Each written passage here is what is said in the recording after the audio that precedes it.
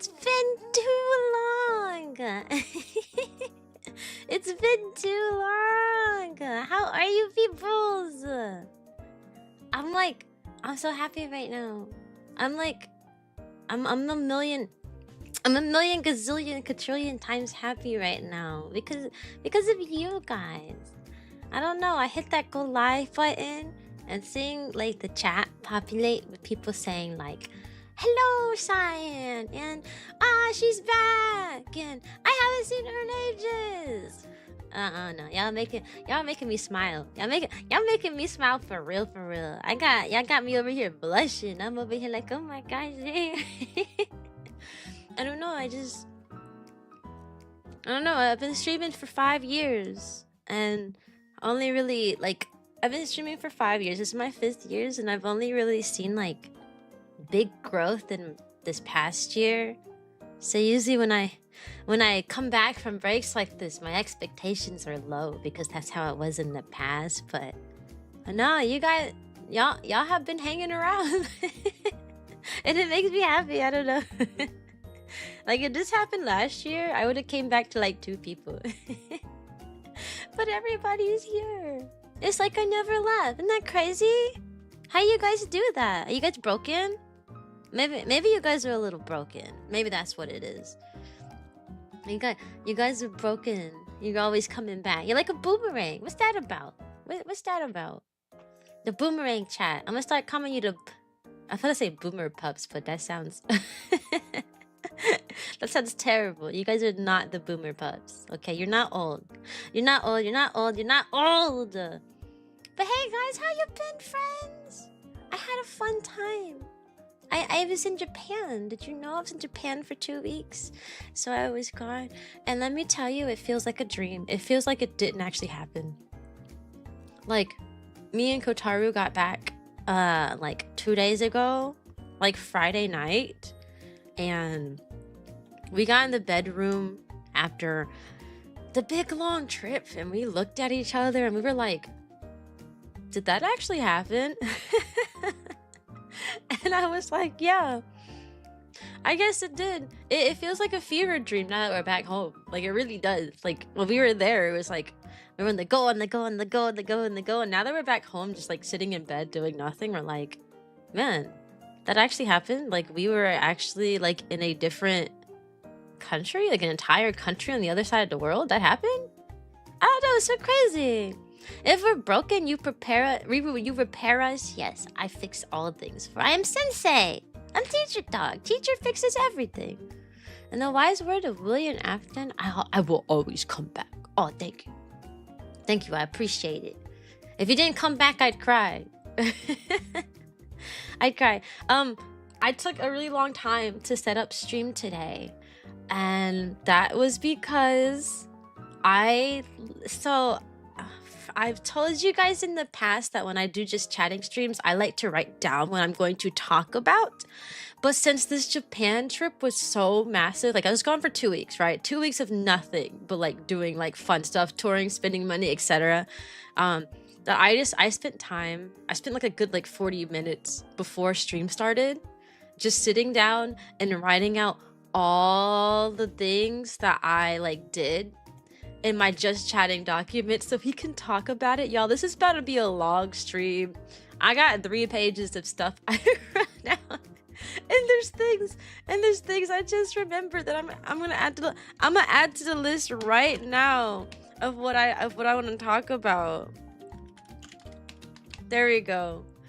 I got 3 pages of things I want to talk about of what I did in Japan, things I saw, things I missed, things I noticed that just made so much sense. Oh yeah, this is going to be like a 10-parter. Hey YouTube friends, hi Clark, hey Sanders. Oh my gosh. Yeah, stream's gonna be like, this is gonna be like a million quadrillion gazillion hours. Also, welcome to Puppy Academy, Rarity. Welcome. How fun is Japan? Ah, well, y'all better sit back and relax, because I'm about to tell y'all how fun Japan is in the next 3 hours, all right? I wanted to start off by saying I'm super motivated to get back into VTubing because y'all, VTubers are so popular in Japan, way more than I could have imagined. All right, you'll be in like a random mall, just walking, browsing, looking at whatever stuff that they have, you know, you're just minding your own business. And then bam, you look at the wall, there's a VTuber like group up there. There's agencies I hadn't heard of. They partner with stores. So you'll literally be like at a clothes store or something. And then you'll see like all these anime, like all these VTuber characters on like the walls and stuff. Or like on posters, on t-shirts. You know, you'll go eat at a restaurant and the restaurant is this VTuber group's theme, you know? They had restaurant themes for everything, by the way. In Japan, hey Sanders, welcome to Twitch side, friend. In Japan, they had we saw a Curious George themed restaurant. Isn't that crazy? Curious George, the restaurant. There's a Curious George restaurant. I walked past a Oran High School Host Club restaurant. There's a Kirby cafe, right? It's Kirby. Everything's Kirby thing. You can buy Kirby merch there, and you can eat like a cute little meal stuff there. I saw Umamasame. Everyone keeps saying there was a Family Mart collab. I didn't see the Umamasame in the Family Mart. I saw them in the train though. In the train, we were standing in one of the trains, just going from one location to another, and there comes Umamasame. All the characters just on, like, painted on the roof of the train. Everywhere you looked, it was a different characters. It was so cool. With the pupperangs, that's actually really cute. I'm not gonna lie. Y'all the pupperangs always come back. But yeah, there was like Umamasame like all over the trains and stuff.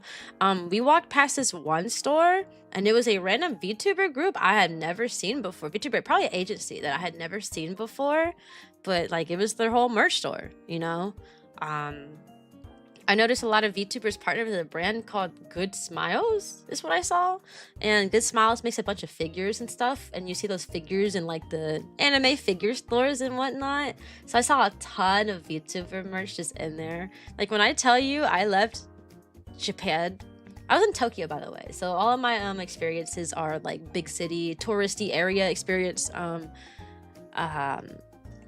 But like when I tell you I left there thinking, man, I really gotta get on my Japan grind so I can see myself on not Japan grind, but VTuber grind, so I can see myself in Japan on billboards and collabs with shops. Y'all, I want my own ice cream shop. Call it Cyan's, I don't know, Cyan's teacher flows, I don't know. But yeah, I was in the big city part. So think Tokyo, Shinjuku, Akihabara, Ikebukuro, those places. Big city, that like circle of big touristy cities in Japan was where I was at. Ueno, places like that. It was very accommodating. Like you do not need to speak Japanese to get around those big areas. Because they are touristy areas, right? So they're built for people to be able to get around speaking different languages. And there are so many quality of life things there. There's so many quality of life things there. Panda, I appreciate you taking some time for yourself, my guy. I hope you had a great vacation because you deserved it. I don't know what you did, but I hope you had a grand time. I really do, Panda. I hope it was good for your spirit, for your well-being. I hope that you had the bestest time away, Panda. I wish you the best, my guy. Wish you the best. Wish you the best. Hi, Jedi. Alright, I hydrate. But yeah, there was so much stuff going on. I had to write it down. Literally three page document. Hey Kylie! 3-page document. Alright, let's start at the top. I wrote things that we did in Japan. Shopping. Yes, Jinx, you can stay here. That's 100% okay. Shopping. You look like that. Oh my god, you're so cute. Let me tell y'all, there are so many different styles of clothing in Japan, and there's so many different like groups of groups of style. And I was really surprised because Japan's the city, at least I was like, the big cities like Tokyo and stuff are very crowded. And it was nice to look around and see people wearing like different things, like so many different things. Like you had like, there was like streetwear, that was the type, like a style. You see the streetwear like clothes. You saw like kawaii clothes, you saw like Lolita, you saw gothic, you saw like the casual like Western style, little t-shirt and some jeans. You saw a lot of people wearing like businessy stuff and stuff. I don't know, it was just so like different, and I really appreciated that. One thing I can't stand about America is that everybody dresses the same. Everybody here wears dark colored clothes, dark colored shirts, navy blues, dark reds, blacks, grays. Those are the only colors I see most people wearing. With some jeans. That's all people in America ever wear, right? And then if you dress differently, like you stand out like a sore thumb just because there's like one unanimous style like that people wear. But like in Japan, it wasn't like that. Like there was like so many different, like you could be walking and then you'd walk past somebody like dressed from head to toe in like a full like Lolita outfit. And that was just normal. I mean, they weren't as frequent, right? But that was just normal. You see people like, or you'd be walking and you see like the most like unique style ever. And it was just a thing that you saw. I don't know. It was really cool to see that. Because, I dressed differently here, and I got clowned in college for like, I got clowned in college because I used to wear dresses and skirts every day, and they were really frilly and they were really colorful, and people were like, "Ew, why are you wearing that, Cyan? You're getting on my nerves because you always wearing this, you always wearing that." I literally had someone threaten me in college. One of my friends, quote unquote friends, literally went up to me when I had a white dress and I had like this little candy like necklace that I was wearing. It was very colorful, and I had like this like colorful bracelet and colorful like purple like sweater over. It was very colorful. And he was like, girl, I'm gonna punch you. If I see you wearing an outfit like that one more time, I'm gonna punch you, girl, because why you wearing all that? And I was like, huh? See, that wouldn't happen in Japan. I don't know. They did a lot of different styles. I said my internship as a dental assistant. I'm assisting with actual people. Yes. Other day, I had to walk a patient over to the chair and seat them and ask for updates in history. And it was so scary and nerve-wracking. My communication so robotic sounding and choppy. I want to work on it, but the dentist that has me at her office is so nice. Good. The more you do it, the better you get. When I first started teaching, I sounded crazy, so you start getting better. But then someone has bright hair and colored clothes. I've always had people take photos of me. Wait, people just stop and take pictures of you because of your hair and like your clothes? This is crazy. Like I got clowned for it. I mean, I just straight up, people just made fun of me in college. So for a while I stopped like wanting to dress up the way I liked to because of my college experience. But then I started dating Kotaru. And I lucked out because that man actually I like kawaii style clothing. I've always did.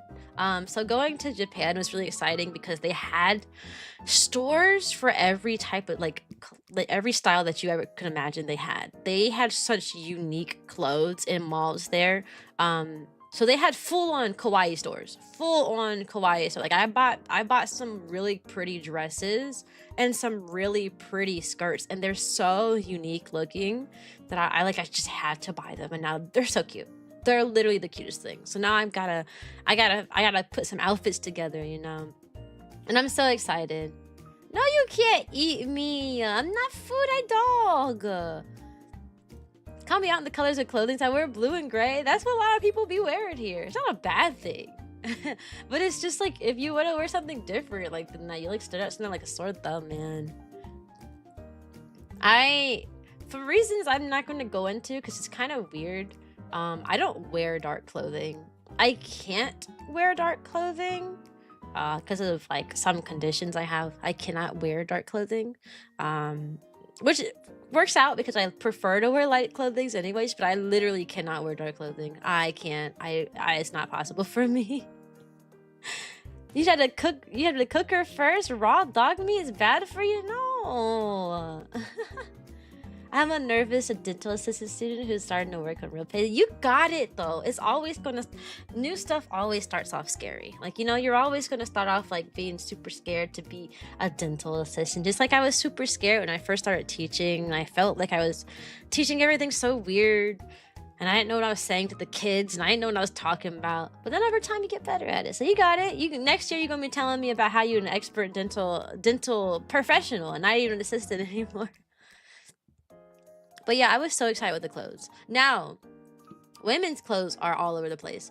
Men's clothes in Japan. Good luck, my guy. Kotaru really wanted some. Hey, Kendrick. Kotaru really wanted some nice clothing when he was in Japan, and he could not find any. Most of the clothes in Japan for guys are just like the clothes here. Solid color shirts, jeans, sweatpants. That's all you get. He was looking for something unique, something like different, and he went to so many stores. Like, he was on a mission. He was like, I want to buy such good clothes. So he was on a mission, and he didn't really end up finding much. The clothes like selection for women is insane. The clothing section for men is like nothing. It's just the same as here, literally the same as America. Solid color shirts, little logo on it. I noticed that men's clothes all rep something. I don't know why. Like, most men's clothes, like shirts and stuff, they either say the name of the brand, they'll say the name of something. Like, you'll just see like some random like string of words together on the thing, and you're like, is that the name of the company? Is that the name of like their like logo? Like, what is that? Like, there's so many weird things about that. It's just, they're always repping something. So like, Kotaru was looking for some clothes that were unique and different. No, Pete, no. Now, he did find some clothes that were unique, you know, in those big cities. Guess how much they costed, though? The men's clothes, if you want something remotely unique looking, oh my gosh. They were like, we would look at the price tag, and it would be like, oh, you want this t-shirt? This really cool t-shirt that with a lot of colors and like a cool design on it, that'll be $500. USD, it'd be $500. They were really expensive. Like, I could go get me a cute little dress for like maybe $50 or so, get me a cute little skirt for like $30. Kotaru was fighting for his life in those clothing stores. He'd be like, oh, this pair of pants looks so good. These are so unique. How much is it? And then he'd look at the price tag, and it'd be like $700. He found a jacket he really liked. It was $300. It was just a normal jacket. Hey man, it wasn't nothing crazy either. It was just a jacket. $300. So yeah, the men's clothes in Japan were really expensive if you wanted anything that wasn't a solid color shirt or a solid color pair of pants. Like, if it wasn't like basic that, basically if it wasn't Uniqlo, UNIQLO, that store, if it wasn't in that store, which that store sells a lot of like bland clothing, like a solid color shirts of every color you could find, solid color pants of every pants you could find. They had socks of every color, like they had every colored like bland stuff. If it wasn't in that store, you could not afford it. It was insane. We even went into a thrift store because Kotaru was like, you know what, I can't find, it was a lot of stores, I can't tell you the names of them. We even went to a thrift store, right? Like, we were like, okay, maybe we can find something cheaper in a thrift store. We went into a thrift store, and the cheapest item in the thrift store, maybe we like went to a bad one, like expensive one, but like the one we walked into, the cheapest item was like $100 at a thrift store. We were like, whoa. Whoa, it was so crazy. Welcome to Puppy Academy, Morris. But yeah, clothing, it was a bust for him. It was great for me though. I had a grand old time. I only bought 4 things though because I was eyeballing everything, and Kotaro was like, no, you can't buy out everything. You can't buy everything in this store. And I was like, please, but I want it. He's like, no, it's my turn to find some clothes. So I only bought 4 things because he didn't want me to spend all the money because I had spent a lot. I bought a lot of things in Japan, way more than he did. He bought like 3, like 4 big like purchases in Japan, and I bought like a million little purchases. So I bought, let me look at my stand because I put everything up already. All right, I bought 1, 2, 3, 4, 5, 6, 7, 8, 9, 10 Pokemon figures, with like 6 of them being small in a set, 3 of them being like the tiny like battle figures, and then I bought a really big stand of Lily and her Cosmog from Pokemon Sun and Moon, because that was my first ever Pokemon game that I owned. Sun and Moon. That game had a special place in my heart, and I love Lily. She was so sweet, and I love her Cosmog. Is so cute. I love your little Cosmog. Also, thanks, man. I bought 1, 2, 3. Where's the other one? 4.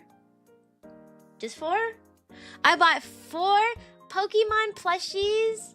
Welcome to Phobia Academy, Hideki. I bought 5, because I got 2 Alolan Vulpixes. One that's small and sit on my desk, and one that's huge. I didn't think I'd find Alolan Vulpix because no one seems like they care about that Pokemon. I look up Alolan Vulpix and like no one cares, but in Japan at the Pokemon store they had a big one next to the Hisuian Zorua. Which I didn't think people cared about Hisui and Zorua either. But they're the 2 big plushies right next to each other. So I have 2 of those. I have a Fido now. And, oh, why am I blanking on his name? I just know my own Pokemon's name. I call him Marshmallow. His name is Marshmallow in my Pokemon game. What is the actual Pokemon name? Swablu. That's what it is. Sorry, I can only remember the nickname of my partner Pokemon. Swablu. Ooh. I have a Swablu. And then I bought the Firefox little guy. I don't know what his name. I think he's Finnick. I've never actually had one or caught one before, but I always thought they were so cute. So I bought me a plushie of one. Kirby. Y'all, I bought the cutest Kirby set ever. It's called the Poo Poo Poo Market. Poo Poo Poo Market. And it's like a set. It has 8 little I bought the whole set, so it had 8 little boxes in it. And it is literally Kirby and Waddle Dee and a bunch of like shopping items, like a bunch of like, it's a little grocery store stand. I had to put it together because it requires a lot of effort to put together. Like you gotta put like the stickers on like the produce stuff. You gotta put the you gotta cut some of the boxes up and then fold it together. It's a lot. It's a project, so I haven't really touched it yet. But I bought this cute little market. I also bought this Kirby reading a diary. I don't know if it's cute. I bought the cutest Kirby cup. But then it fell one time. It fell on the floor and it fell into pieces. So I will never see that Kirby cup ever again because on the box it said Japan only. Yeah, I dropped it at the airport. It fell and it broke into tiny little pieces and I was very upset. I was like, oh, it was so cute though. But I'm glad it broke at the airport from one fall than like me just being a random Tuesday at work with like liquids in that cup and then it breaks and it shatters. You know what I mean? It was a very cheaply made cup. I learned very quickly after it fell one time. So I'm glad I found that out early. So I'm not too mad about it.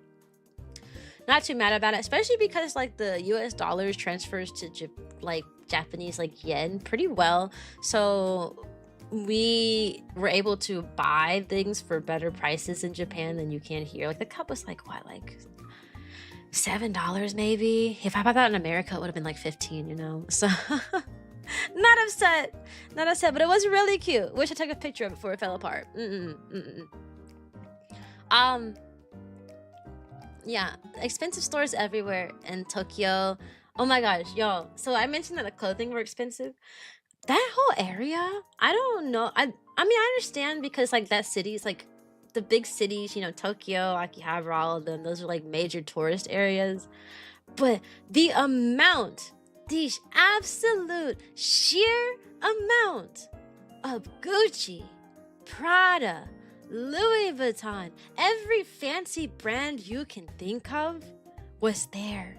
It was on every single corner. You'd walk one corner, you see Gucci. You'd walk two more minutes, you'd see Prada. You'd walk 3 more minutes to Louis Vuitton. They were everywhere. Everywhere. And it don't matter whether you in America or in Japan, it's still out of your price bracket, all right? We walked into a few of those stores and we were like, wow. It was insane how many stores we saw of those. Literally, they were in the train stations, because train stations are like little shops too. They're like little shopping malls too. Like, you'll get off of a station to get to your next destination and pass like 10 different stores. You know what I mean? Like, they had a lot of shops everywhere. They maximized their space in Japan, let me tell y'all. But they were something expensive. We literally went to a mall in what city was it? It wasn't Shinjuku. It was a big mall. It's called Nakano Broadway. It's the name of the mall. And it is known to be like an otaku's like dream, because there's so many like figure shops and stuff there. That's why we went there, because I wanted some like anime merch and stuff. So we went to the Nakano Broadway, and that store, that mall was 50% anime stuff, right? Like anime as far as the eye can see. And 50% rich people watch stores. Like, literally, half of the stores were anime and the other half were watches. And when I tell you those watches, the cheapest watch we saw was like $500,000. Like some of those like watches were close to $1 million, like USD. It was insane. And I'm like, are the rich people with watches, like the $1 million watches, the same people who watch like anime and buy all the merch? Because it's not a coincidence that those two things are together in one mall, like, right? Like, there's a strategic reason there. So I'm just going to assume from now on that all the rich people are the ones buying anime figures. That are buying anime figurines, because ain't no way they put expensive rich people watch stores in the same place as like an otaku's dream area. And it wasn't like, and it's a coincidence. I don't believe it. That same mall had like 10 parts of the same store. The store was called like Madarke Mana something K, all right, something like that. And there was like 10 of that same store. Like, literally every other corner you see that same store, and it was like store 1, store 2, store 3, store 4. So there was 10 of them. There were like 10 iterations of the same store in that same mall. It was kind of insane. And each store like specialized in something different. Like, this store was figures, this store was t-shirts, this store was manga, this store was. So, like, instead of it being like one giant store broken up into like different sections, no, it was 10 different stores with the same name, same brand. It was kind of insane. They had massive like Pokemon and Nintendo sections, which makes sense, right? This is Japan that we're talking about. They're like, you know, they're the ones who made Nintendo and all these cool places. It's all these cool places, but it was so cool. I'm not gonna lie. Like, there was plushies along the wall. I saw so much merch that I never knew existed. I have these I'm looking at it right now. I have these Kirby string lights. Not string lights, but like, what do you call them?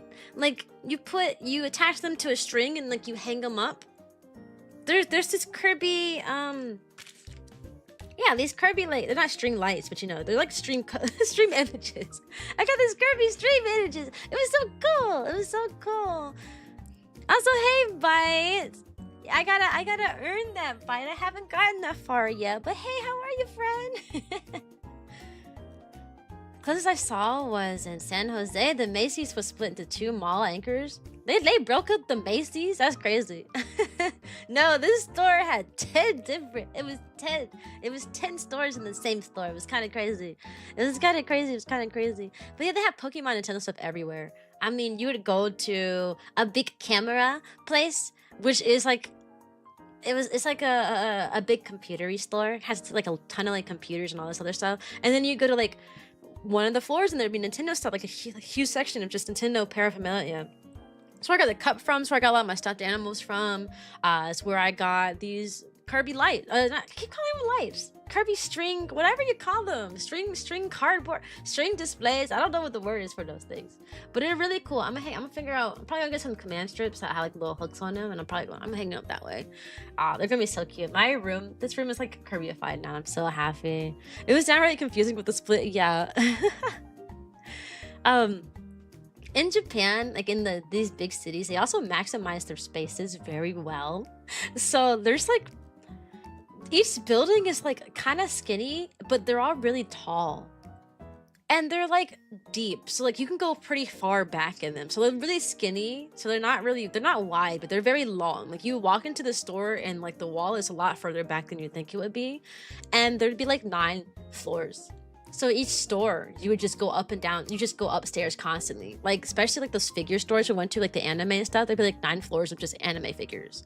And it'd be different like floors, like one floor. Usually once you make it to the top floors, stuff starts to become 18 and up. If there are 18 and up stuff in that store, they're usually reserved for the highest floor, basically. So like one of the figure shops, like, one floor was like Gundam stuff, like exclusively Gundam. Another store would be exclusively video games characters. One floor would be exclusively like VTubers, Hololive, etc. Yeah, these buildings were really long and tall, which I got some good physical activity there because you were walking, and you're going up. But yeah, the stores are so close together too, so not only do they have a lot of stuff in each store, because there's like 9 floors for every store has like 9 floors to it, like crazy. It was crazy. But like the next store is like two feet away, you know, because they're so like squished together. So you could literally go back like from store to store in like a short period of time. It was really cool. I kind of miss that. I like the walkableness. How I could just be like, oh, I liked all the stuff in this store. Like I went through all 9 floors of the stuff on this floor. Time to go to the store right next to it and go up the next 9 set of stairs.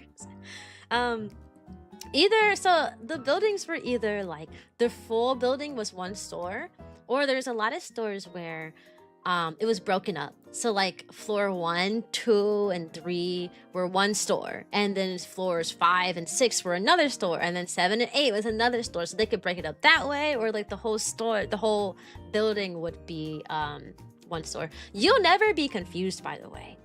They have so many signs in Japan. You will never be confused, okay? They have floor maps for everything. Anytime you walked into any building, there is like right by the entrance, you could see exactly which floors sold what, which floors were a different store or the same store.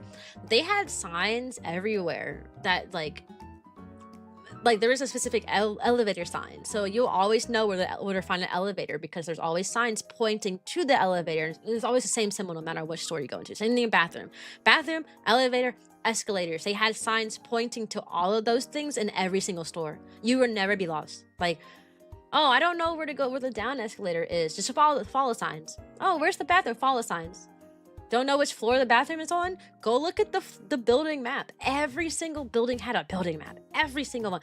Even the bathrooms had maps. Before you walk into any bathroom, there is always a map of the bathroom that shows you where the toilets are, where the toilets are, where the sinks are. It was so crazy. It was so crazy to see like a map of the bathroom, really?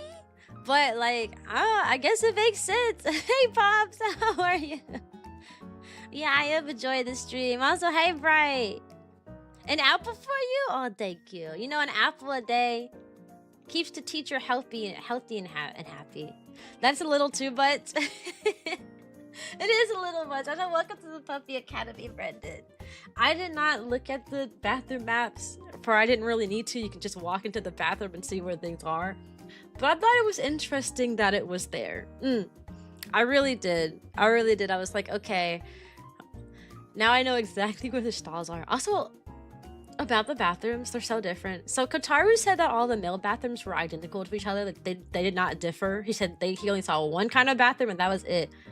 I have a short bladder, so I go to the bathroom like every hour and a half, I'm not gonna lie. So I went to the bathroom constantly. Every single bathroom was different and they were low-key confusing. There was like 5 different ways to flush a toilet depending on where you were at. Some of the toilets, you press the button on the side of the toilet, you know, like you know, just a little button, it says flush. And like, okay, flush the toilet there. Some of them, they were like, no, there is no button for flush. The toilet flushes itself as you leave the bathroom. So like you have to walk out of the stall before it flushes, right? And then others were like, you have to hover your hand over this one thing, but don't touch it or else it's not going to flush. You have to hover your hand over it. And then other bathrooms had a sign that said little flush or big flush. And I'm talking about my experience in Japan, by the way. I just got back from Japan. And the little flush was for if you went number 1, and then the big flush was for when you went number 2. And then sometimes it would be like a Western toilet, so you pull a handle down the side to flush it. There were just literally like 5 different ways to flush a toilet. So every time you went into a bathroom, you had to guess and check. I'm not gonna lie, I was in there like, They also had privacy buttons in every bathroom in Japan. So like you would press, there's like a little music icon, the little music note icon. You press the music note icon and it plays a sound that sounds like, I guess it sounds like rain noise. Like if you ever like look up like, rain background sounds, that's what it sounds like. And it's so that no one can hear you going like doing your business, you know? So if you like really need to use the bathroom but you're too shy, you don't want anybody to hear you or nothing, you press the privacy button and it plays like this little rain sound and you use the bathroom over that, and it's a really loud sound too. Some bathrooms do that automatically. Like some bathrooms you would walk into them and then like as soon as you shut the stall door and lock it, it would automatically play the noise. So you could just go to the bathroom without like having to worry about anything. I don't care for that because, you know, I grew up in America. You hear everything in America, you know, in the bathrooms here. But I'm sure that some people find some comfort in that, you know. It's really interesting. Happy Sunday. Oh, I'm doing good. I'm very happy right now. I've been on a 2-week adventure in Japan. I have so much to tell y'all about. Like when I tell y'all so much, there's so many different things. And I wrote down everything. So I'm just going down a list of things I wrote down to talk about and tell you guys about. Because it was such a long trip. It was so good. So good. So good. I talked about the malls already. Did I tell you how steep those floors are? I didn't. So I told y'all that these buildings are really tall. They're long, but they're not wide. So like you go all the way to the back of the store. Like it takes a little while to get to the back of the store, so they're long, but they're not wide, right? And there's like 9 floors. Those stairs are steep. Those are the steepest stairs I've ever seen. Some of the stores in those places had stairs where you had to practically take a giant leap just to go up them. Like, depending on the store, it was like the stairs are massive, like absolutely massive. I'm gonna tell y'all a bit more about it later, but I did a photo shoot in a kimono. I got all dressed up in a kimono, did a photo shoot. The store that they dressed me up in, oh my god, had the steepest stairs to date, and which was crazy because kimonos are tight. They're very tight. It's hard to move in a kimono. They tighten them things around you so much. And just that with the gigantic stairs, oh my gosh, I was dying. I was like holding on to the rail for dear life, trying to go up and down the stairs without falling. Please tell me I went to the Pokemon cafe. No, I did not go to any cafes. I went to the Pokemon store though. There's multiple. Yeah, I did go to the Pokemon store. I bought a ton. I have a ton of Pokemon figures now, by the way. Earlier in the stream I mentioned I bought about 13 figures, and I bought 5 stuffed animals that are Pokemon. I have so much Pokemon stuff right now. But I did not go to the Pokemon cafe. Honestly, we were so busy, just like we were so we spent so much time like shopping and exploring like stores and stuff that we didn't really do stuff like that. I do want to go back to Japan again someday, and that'll be more of what we do. I didn't go to a cat cafe. Now let me tell you why we didn't go to a cat or a Shiba cafe, because they also have Shiba cafes. We didn't go because at least the few that we saw charged by the minute. No, I did not get an Eevee plushie. I actually don't like Eevee. I like his evolutions. I don't like Eevee himself. Fun fact. I do not like Eevee. I like Sylveon. I like Vaporeon. I like all of them. I don't like Eevee. No, I did not get an Eevee plushie. But yeah, the cat cafes and the Shiba cafes charge by the minute. I'm talking like, they were like, you get charged XYZ every 10 minutes. So it wasn't like I went to a cat cafe in my city, right, where I live at, and that one they charge by the hour. So it's like, oh, you get 1 hour, you can stay and you can hang out with the cats and you can buy whatever actually foods you want. In Japan, the ones I saw were like 10 minutes. Literally, they're like, you get charged it's like $5 every 10 minutes. And I'm like, every 10 minutes? That's scary. I was like, I don't want to be there where I feel like I'm being rushed because I'm on a time limit. Every 10 minutes, it's an insane, like, thing. I don't know. So I was kind of too scared to go to the cat cafe because I was like, what if we hang around too long and that money starts to stack up? So nah, it being by the tens was too scary for us. We did not go to a cat cafe. Didn't even think about the Pokemon cafe, honestly. I know. Hey, Cal, how are you?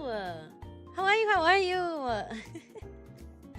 Oh, let me tell you what snack that we saw all the time in Japan, too. I wrote that one down, too. The snacks. The snacks, guys. The snacks. First of all, cakes. Lots of little cakes. You know, I got the strawberry cakes. I ate a lot of strawberry cakes because I watched Cyan, and when I watched Cyan, wait, bad? Wait, what is it? Is it Kai? That's not an L? It's not Cal, it's Kai? Is it Kale? But I got like the strawberry cakes a lot because I watched Cyan when I was in high school, and Cyan, they always ate like these, okay. They always ate like these cute little strawberry cakes, and like they were like obsessed with them and stuff. So I was like, and I saw one that looked just like the anime strawberry cake, so of course I had to get those. So I was eating those a lot. They were really, really, really good. But the shops that you see the most of are crepes and ice cream floats. Ice cream floats. No, that's not a home DIY thing. No, they had ice cream floats at pretty much almost every sit-down restaurant we went to. Every dessert restaurant. Every dessert place. Ice cream floats. They have some really good ones. I got me a melon soda float. I had gotten me a strawberry soda float. I had gotten me a sakura float, which that one was so good. Oh my god. The floats, the ice cream floats were insane. Even though there was a crepe shop on every other corner, like crepes were so popular. There's a crepe shop on every corner. I ended up actually not getting any crepes. I still have to this day have not gotten a crepe, despite there being so many. Because whenever there was a crepe option, there was also a ice cream float option, and I don't know. I was just really intrigued by the ice cream float, so I kept getting them. I ate like 3 of them.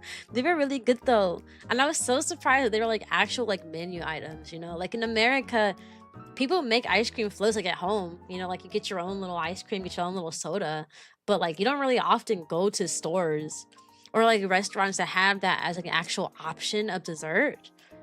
But man, oh man, I don't know what the soda was. It was the same soda they were using in like each store, but like I never found that soda.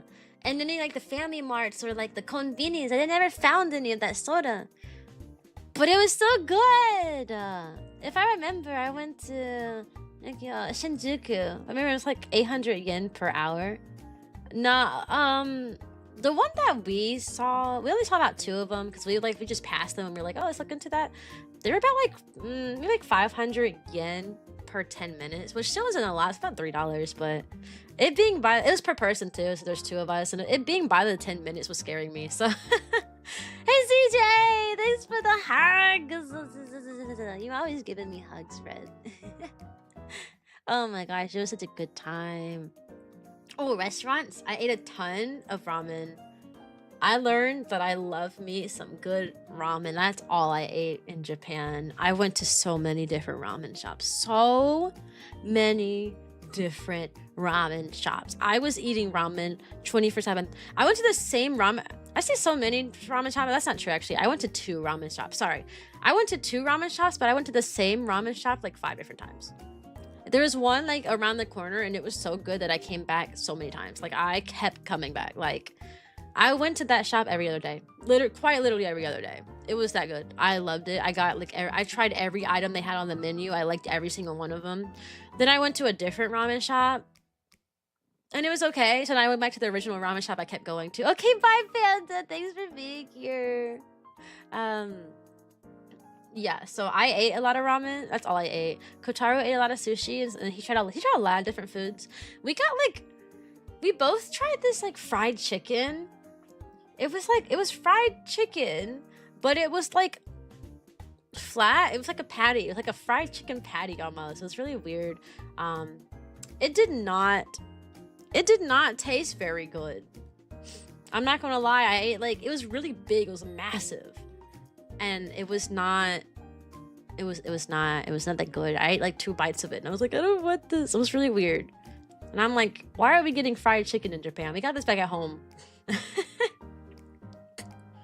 I am addicted to ramen, which sucks because there is no ramen shops here. Like, I was telling my dad about that. I was like, I'm sad. I'm gonna miss all the ramen. And my dad was like, just go to the store and get some instant ramen. I'm like, instant ramen? That's not ramen, bro. That's not real ramen. Real ramen, hey Ace. Real ramen has such nice stuff in it, you know. They all had like sorry, I'm dying. I drank some water and I'm like choking on it. Some seaweed. They all had seaweed in it, and usually like lots of onions and a lot of other extra stuffs in it. And those instant ramen noodles are not. I mean, I like instant ramen noodles. Don't get me wrong, but they're not it. You know, those are just salt and nothing else. Oh man, I missed the ramen shops already. Oh, there was this chain of stores. I don't remember what it was called. It was this chain of stores, right, in Japan. And it was this cat. It was this like almost like hyper realistic like cat. And the cat was not drawn, but like there were stuffed animals and plushies of this cat just wearing different things. Like it'd be this cat in a bear costume, this cat as a chef, this cat as a police officer. And I don't know what that cat is, where that cat is from, what that cat represents, why there's so many cats of that type in random stores just wearing different outfits and stuff. I don't know the significance of the cat, but it was very cute. I don't know if it's a TV show related, if it's just like a branding thing or what, but it was so cute. I loved it. Do you think you could cook ramen to your taste? Maybe, but I'm really bad at cooking. Cooking makes me nervous because I always have this fear I'm going to mess it up and start a house fire. I got the big bad anxiety, and cooking is one of those things that stresses me out. I really anytime I cook anything, I always imagine it going horribly wrong, and like if I'm boiling something, I'm always afraid I'm going to drop all the boiling hot water all over me, or like if I'm like cooking anything on a stove, I'm always afraid I'm gonna like put too much oil or something and set fire to things. So I probably could cook some decent ramen, but I get so scared. I get so scared. I gotta get out of that though. I'm too old to be scared of the stove. Have you ever eaten instant ramen caveman style? What is caveman style? What do you mean by that? What do you mean caveman style? Ooga booga. I'm gonna eat me some ramen ooga booga. I don't know. Alright. Oh, in Japan, there was also a lot of arcade stores. Arcade stores. There was this one that we went to. It was called Gigo. We went to Gigo and a lot.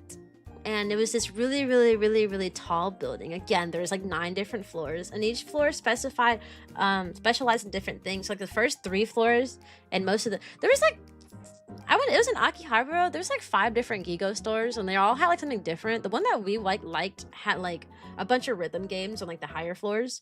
They had Taiko no Tatsujin there, which I loved Taiko no Tatsujin. I need to buy, oh, that reminds me, I need to buy a new drum. My drum is broken. But we played so many games. They had Taiko no Tatsujin there with the really big, huge drums. They had this really fun like 2-player like piano game where like you got like an actual keyboard in front of you, and then you played 1 octave of the keyboard, and then like your friend or whoever was with you played like the other octave of the keyboard.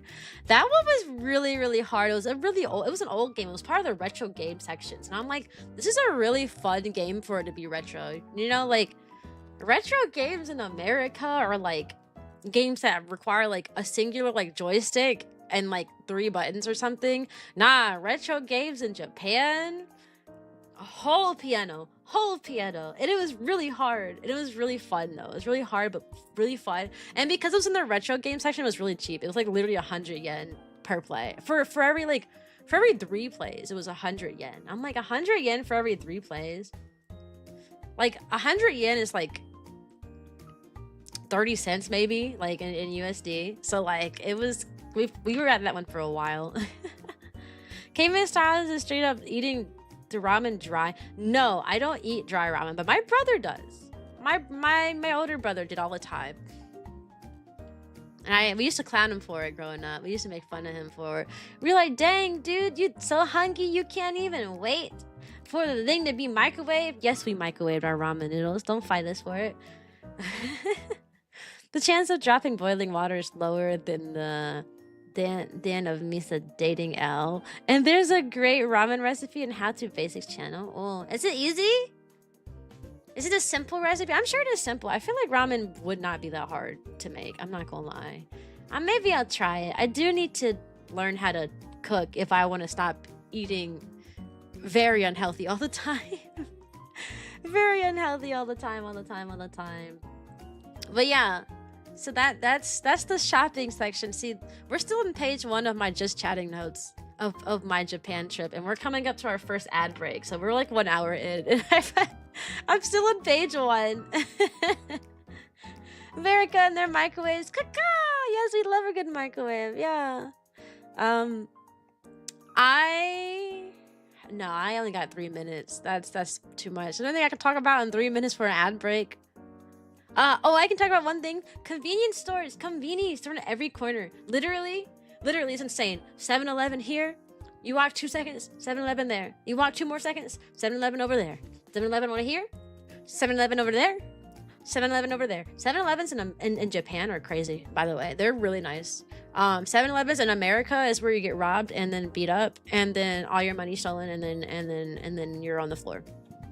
You get knocked up. You get knocked out, beat up, and then now you're on the floor with no money. All right, that's how 7-Elevens are in America. But man, the 7-Elevens in Japan, sheesh, them places were nice. Some of them, I heard, online I read that some of them had like smoothie makers and stuff. We did see like coffee makers and things like that in there. Some of them have like photo booths that you can like print photos in a 7-Eleven. A lot of convenience stores, all convenience stores actually had many food, like they call them lunch boxes, and they're like pre-made like food and stuff that you just microwave and heat up and you eat. And they're always made fresh to that day, so they expire that midnight. So you gotta hurry up and eat them. You gotta eat them when you get them, because they do expire at midnight. Trust me, they do expire at midnight. If you try to open it the next day, it will smell bad, because there's no crazy like preservatives and stuff in there like we have in America. In America, there's so many preservatives that like food that should like expire in like a day doesn't. But there, Nah, dude, don't you even try it.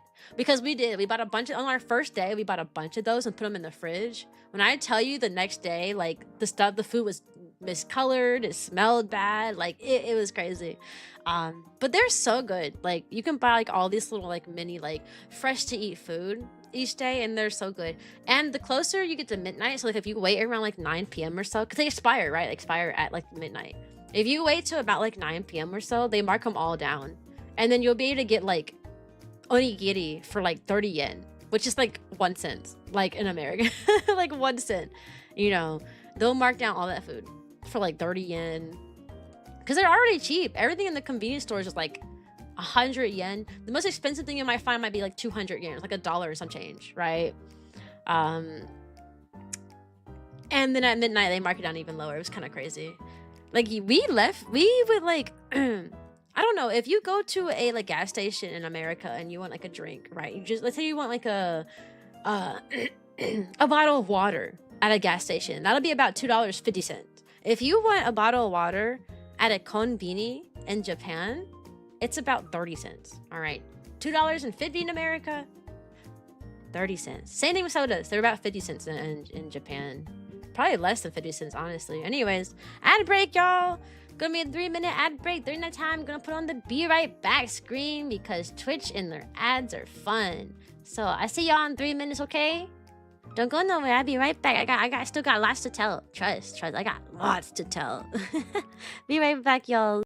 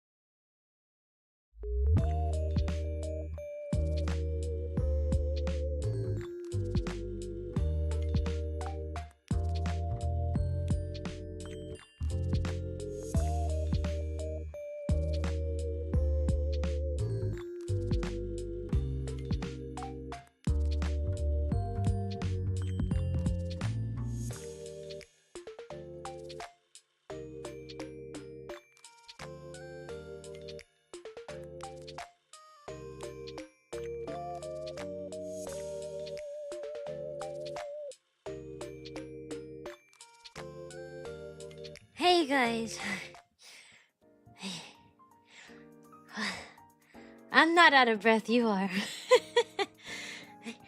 I may or may not have just sprinted upstairs as fast as I can to grab something and then ran back downstairs as fast as I could. I ran really fast though. I was like Sonic, you know, with my blue hair and all. A Sonic Cyan the Hedgehog, you know? But while I was like catch my breath, I was talking about convenience stores beforehand. Before the Be Right Back scream on, there is one thing I didn't mention at the convenience stores. The convenies. Each convenie had a ton of drinks. Welcome to Peppy Academy, friend. And most of the drinks were tea. And guess who does not like tea? Your girl, Cyan, doesn't like tea. So I didn't drink a lot of the drinks they had in Japan. Even the drinks that aren't tea had a tea aftertaste. So if, for example, grape Fanta, they had Fantas. Soda was, okay, so soda in Japan was few and far between. The only sodas I ever saw was Coca-Cola. Very common Coca-Cola everywhere. Coca-Cola and Fantas were the most common soda you'd see. I did, cause you know, we can't really read the labels, so sometimes it's hard to figure out like what drinks it is. Like I had my phone, like I take a picture of it and translate it, but like sometimes you get tired of doing that, so you just walk in and grab something and go. I discovered pretty late in my trip that a lot of the fruit drinks that were in there were sodas. Like they had a lot of fruit sodas, and I didn't realize that's what they were. I thought they were just more tea stuff. I'm not gonna lie, because there was so much tea. Like there was massive sections of tea that I did not realize. Some of the stuff were like little fruit drinks and stuff. So I missed out until pretty late into my trip. But I know what to look forward to next time. There was one drink that was my favorite. I discovered it on quite literally the last day of being there, and I'm really upset I discovered that drink the last day because it was so good. It was called fruit squash. Hey, Kevin. It was called, also, hey, Pinky. It was called fruit squash. Like, you translate it, it said fruit squash. And I was like, I don't want to drink squash. That's really, I took that so literally. I was like, ew, it's fruit. Like, it's a fruit drink with squash mixed in it. How gross. Like, I took it so literally. No, fruit squash just meant it was a blend of fruits. That's all it meant. So, yeah, that drink was amazing. It was like a soda fruit drink. It had 4 different fruits in it.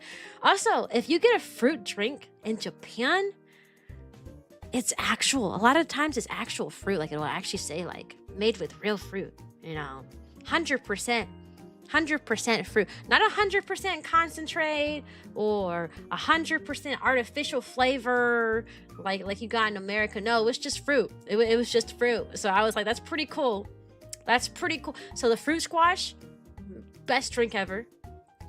Best drink. If I Google fruit squash,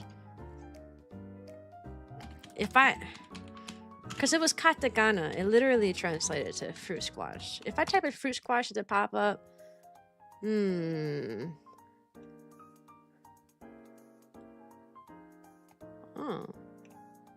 Maybe. I'm not really sure. There's a lot of drinks up here. It's not this one, though. Fruit squash. What if I type in fruit squash? Japan. Japanese fruit squash. Fruit. Yeah. Here's the drink right here. Yeah, it is called fruit squash. It is quite literally called fruit squash. Like if I look up fruit squash and I type in Japanese, it pops up. Best drink ever, hands down. Absolutely loved it. So sad that I discovered the fruit squash drinks on my last day. Maybe somebody imported them and I can get me some fruit squash here, but it was so amazing. I literally avoided it the whole time because I was like, ew, I can't believe people were drinking squash. Yeah, no, I'm so dumb. But they didn't like when it comes to like actual sodas, like just like full artificial sodas, they didn't have many. They had Coca-Cola and they had Fanta, and those tasted different too because, you know, a lot of ingredients that like America allows a lot of ingredients to be in things that other countries do not allow. So I did try a lot of things that I would drink or eat in America because I knew it would taste different, right? So I would do a little taste test. Fantas, they made, so grape Fanta in America is just pure sugar. It literally just tastes like you're drinking liquid sugar. And it's so good because I love me some good sugar, right? In Japan, it's a lot less sugary, but it also has this like tea-like aftertaste. A lot of the sodas had a tea-like aftertaste. Every drink I had there had a tea-like aftertaste, except for like the sodas you get at restaurants, like the melon soda, the strawberry sodas you get at restaurants. Most of the over-the-counter, I say over-the-counter, I mean, I guess you guys call it that. Most of the like the konbini stuffs tasted like tea. Even like the Fanta tasted like tea. Some of the fruit drinks I had like an aftertaste of tea. The reason I like the fruit squash because it didn't taste like tea at all. It was the only soda I had there that tasted 100% like soda. Coca-Cola and fruit squash. That's it. You know what's your favorite tea? What's your favorite tea, friend? What's your favorite tea? So those are really nice. Fruit squash. Remember that, guys. You go to Japan, look for the fruit squash. Haha, Ace, you're so funny. Why you do that, Ace? Why you doing that?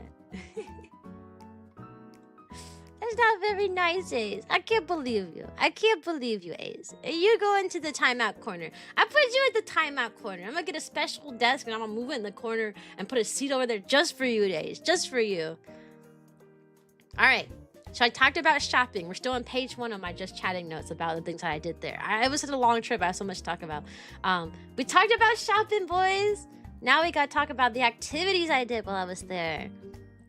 First things up, I did a kimono photo shoot. So I went to this place.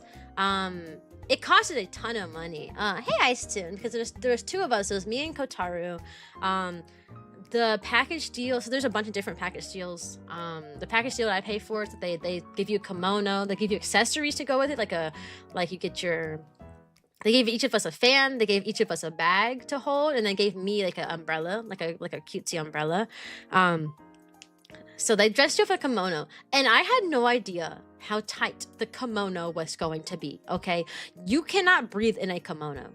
You cannot breathe in a kimono. It is so tight.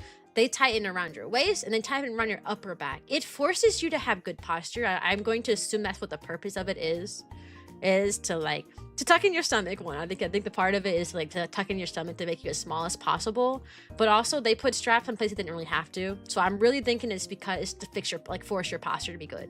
All right, you cannot have bad posture in a kimono. It won't let you. It genuinely won't let you because of like how tight it is wrapped around you and where it's wrapped around you. There's like 5 different layers that goes into a kimono, by the way. They put this like baggy like white shirt on, and then this like baggy like pair of like shorts on, and then they wrap like this thing around like your waist and around like your chest, and then they wrap another thing around you, and then they wrap another thing around you. I had like 5 different layers. I was so hot. How are you doing? Kim said hi. Can I stay here? I had to go to work. Oh, hey, Petty. How are you? Thanks for stopping by, even though you can't stay for a while. I appreciate you. So yeah, they wrap you up in a bunch of different layers, right? A bunch of different layers. You cannot have bad posture. I tried because I have terrible posture, by the way. I've been trying to fix it. That's one thing I've been working on, is my posture, because it's really bad and it looks bad too. It makes pictures look really awkward when you're like hunched over. So I'm trying to fix my posture. But you cannot be hunched over. Like I normally hunch over, but I had to keep my back pretty much straight. But despite this, when it came from time for the camera, because my thing also paid for like photography, paid for makeup, everything. So I was all dazzled up, had my kimono on, had my umbrella, my cute bag, my fan. They gave us sandals. The girl did makeup, which I was really surprised because I was skeptical about makeup. As being a Black woman in a like homogenous like society, I was really concerned about the makeup because I knew that they were going to do makeup, but you know, learning how to do like different skin tones and stuff is a like learned skill. And because Japan is such a homogenous society, you know, most people there are like 99% of people there are Japanese. I wasn't expecting much for the makeup, and I was actually expecting to end up like denying the makeup and saying no. So, but I asked the person in advance, I was like, are you guys like comfortable with doing makeup on brown skin? Like, do you have brown makeup to work with? And they said, yes, we see people just like you all the time, so don't worry about it. And I was like, okay. So I trusted the process. I got there, I was like, you know what, I'll trust it, see what she does. And then if like I look and I see that like, I don't know, my skin turning white or something, then I'll say something, you know, and I'll stop it. She got the foundation and she didn't necessarily color match me. She kind of picked a brown and put it on my face and was like, is that okay with you? She asked me if it looked good. And I was like, yeah. It was a little darker than my skin tone, but that was fine. Which I'm glad that the foundation she put on me was a little bit darker than me, because she lightened my skin a lot, you know. It's just how they do the makeup. They put like a lot of like whites and a lot of lighter colors, and it's not a bad thing. I look gorgeous. Don't get me wrong. I ain't complaining. All right, I looked absolutely stunning. I was beautiful. I was gorgeous, but it did lighten my skin tone a little bit. It wasn't bad. But you could see like where the makeup started and stopped on my face, just because I was like a whole like tone lighter. So I was really glad that the foundation that she chose and that I agreed to was darker than my skin tone and not the same color. Because if it was the same color of my skin tone, I feel like I would have been like 2 or 3 shades lighter instead of just like 1. So, but I was gorgeous, y'all. I looked so pretty. So then the photo shoot comes and we're like, this like shop, this is like what, I think it's like Shinjuku or something. The shop is like located like right near this like really popular shrine. So like everybody, there's like, by this shrine there's like a ton of kimono shops.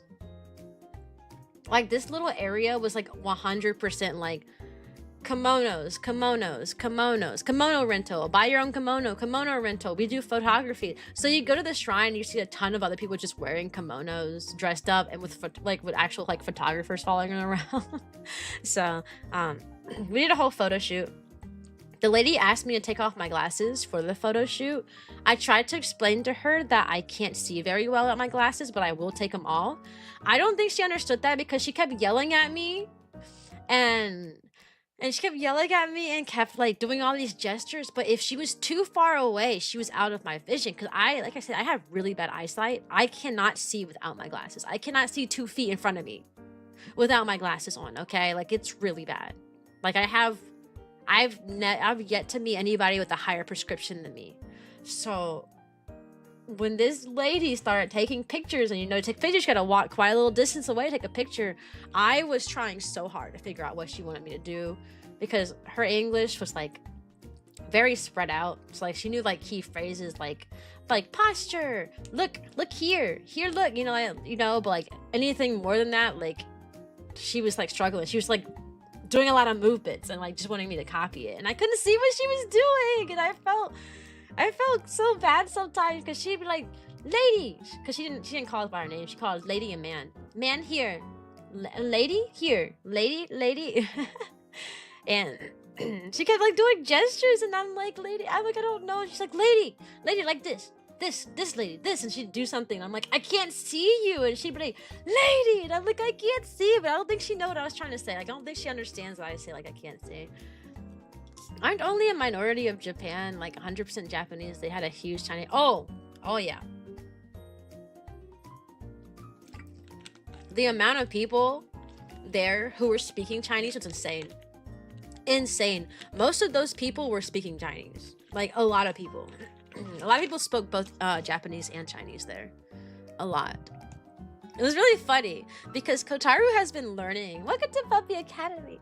Kotaru has been learning Chinese for some time. He took Chinese class in high school, and so he's been learning it ever since. He had like an actual, like he has a tutor and everything, and he took Chinese classes in college, and he has a tutor. Well, he had a tutor, but his tutor recently like stopped offering services, but he had a tutor for a long time. So Kotaru is pretty like, he's starting to get to a point now in Chinese where like he's a little bit conversational. He has a lot of words that he knows how to say. He knows how to like form a lot of sentences and stuff. So getting there, like, and people speaking Chinese was like making him kind of happy, because he could like finally like, you know, like listen into conversations and understand stuff. One time, you know, we were looking for something at the store and we couldn't find it. You know, I don't speak Japanese, and those people didn't speak English. So we had a language barrier. But Kotaru knows they're all speaking Chinese. And he's like, you know what? I got this. I'm going to speak Chinese to these people. And he walked up to them. And it was so funny because here comes this black man in Japan speaking Chinese to the locals. They were not prepared for that because he started speaking Chinese to them. And the lady wasn't looking directly at him. She was just listening to what he was saying. And she was like, And when he was done speaking, she looked at him and she got jump scared. She literally looked at him and said, oh, and jumped a little bit. Because she wasn't expecting to turn around and see a black man speaking Chinese at her. It was really interesting to see. It was really fun. But yeah, Kotaru's been learning Chinese for years. Our next vacation spot, we just got back from Japan. Our next plan is to go to China. He really wants to go to China so bad. Because he's been learning the language. You know, he wants to finally like go there and practice and talk to people and stuff. And immerse himself in Chinese culture. Because that's, you know, he's been learning all of that for all these years. You know, he wants to put that learning to some good use. But it was really interesting. But yeah, there's a lot of people in Japan. A lot of people, at least in Tokyo, in that big like area, who spoke Chinese. A lot of people were speaking Chinese. Like, I feel like I heard more Chinese conversations amongst people than I heard Japanese. I noticed it was like usually the smaller shops. So like those shops that seem like they were like obviously like family owned or that, and like a lot of like convenience stores, family marts and stuff. I noticed a lot of those where they were speaking Chinese at. So China does seem like a really interesting place. China scares me though because there's so many people. Like Tokyo has a lot of people, but China, like the main cities in China has a lot more people than like the Japanese like main cities. So like it was so crowded in Japan. I can only imagine what it's like in China. But yeah, I did this kimono photo shoot and it was really fun. The only problem I had with this kimono, you know, they dressed me in the kimono, did all my makeup, all that stuff. And I couldn't see the photographer, so I don't know what she's asking me. But the thing she kept yelling at me the most was, posture, lady, posture, posture, lady, posture. She kept yelling at me about my posture, which I felt like my posture was pretty good because the kimono already like straightens out your back and forces you to sit up. But no, it was like she wanted me like, it's because of my chest. Like she wanted me to pop my chest out and like roll my shoulders back and stuff. And I was not doing that because I have such bad posture all the time.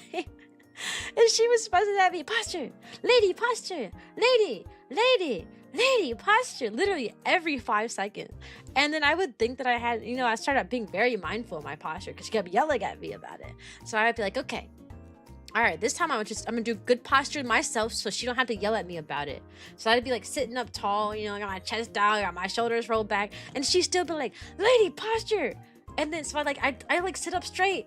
And then she'd yell at me again. She'd go, relax, lady, relax, relax, lady. And she would go and she would push my shoulders down.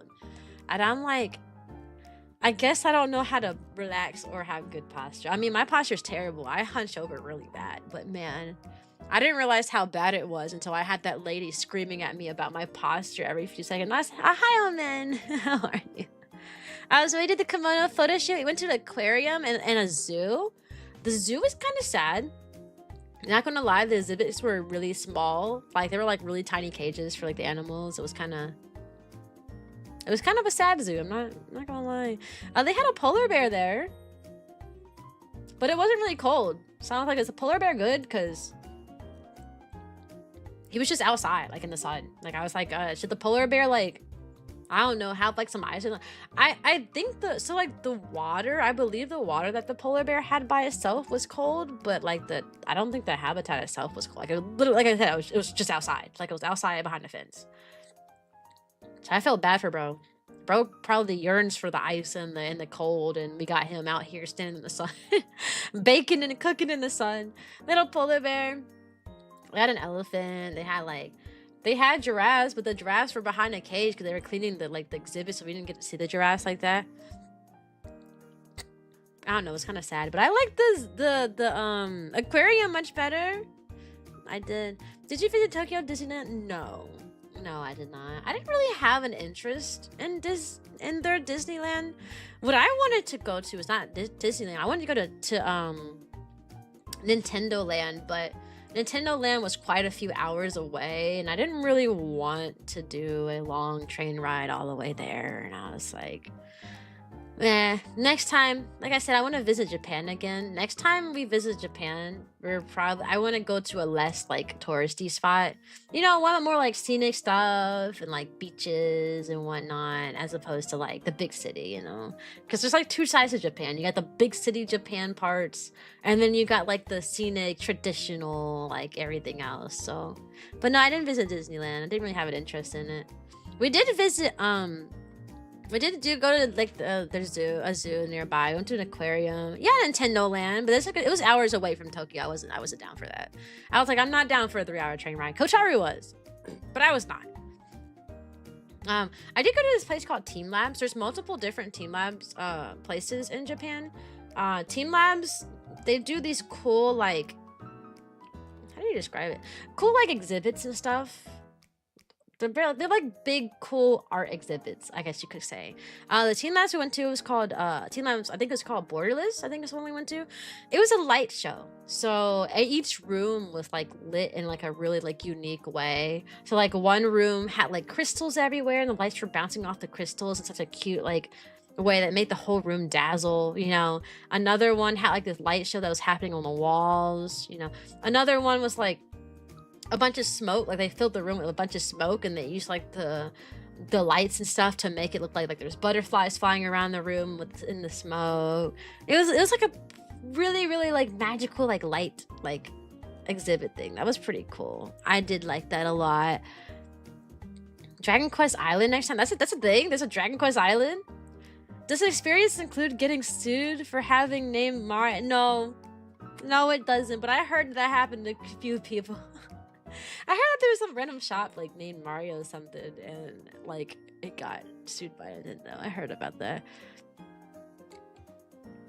Yeah, I went to Team Labs, went to aquarium. Oh, I got my first ever massage in Japan, and I came back for a second one. There was a day where me and Kotaru just really had different interests. He wanted to go.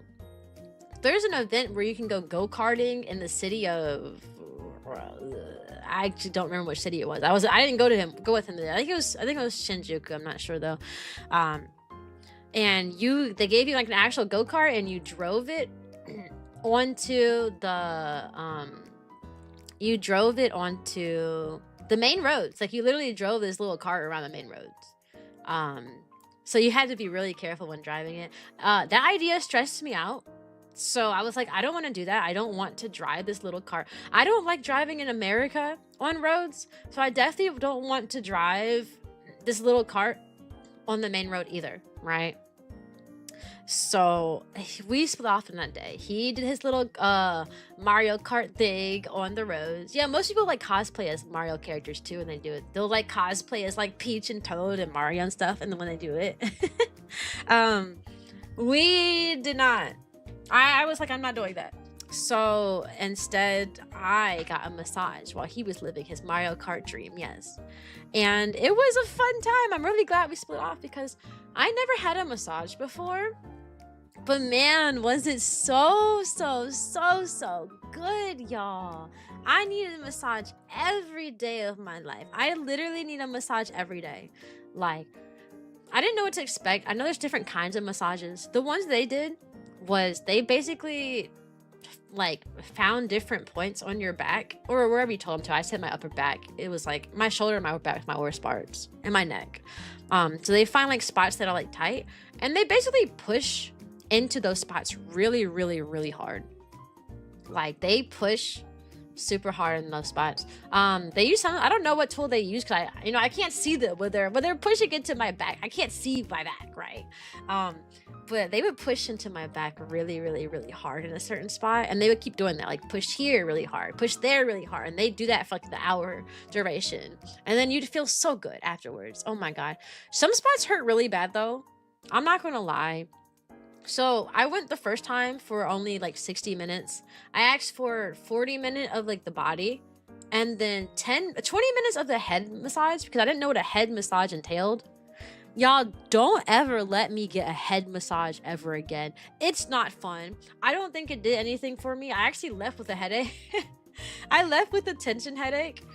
They literally, for the quote-unquote head massage, they put their thumb and their hands on like different points of your head, push into it really hard, and they twist. It does not feel good.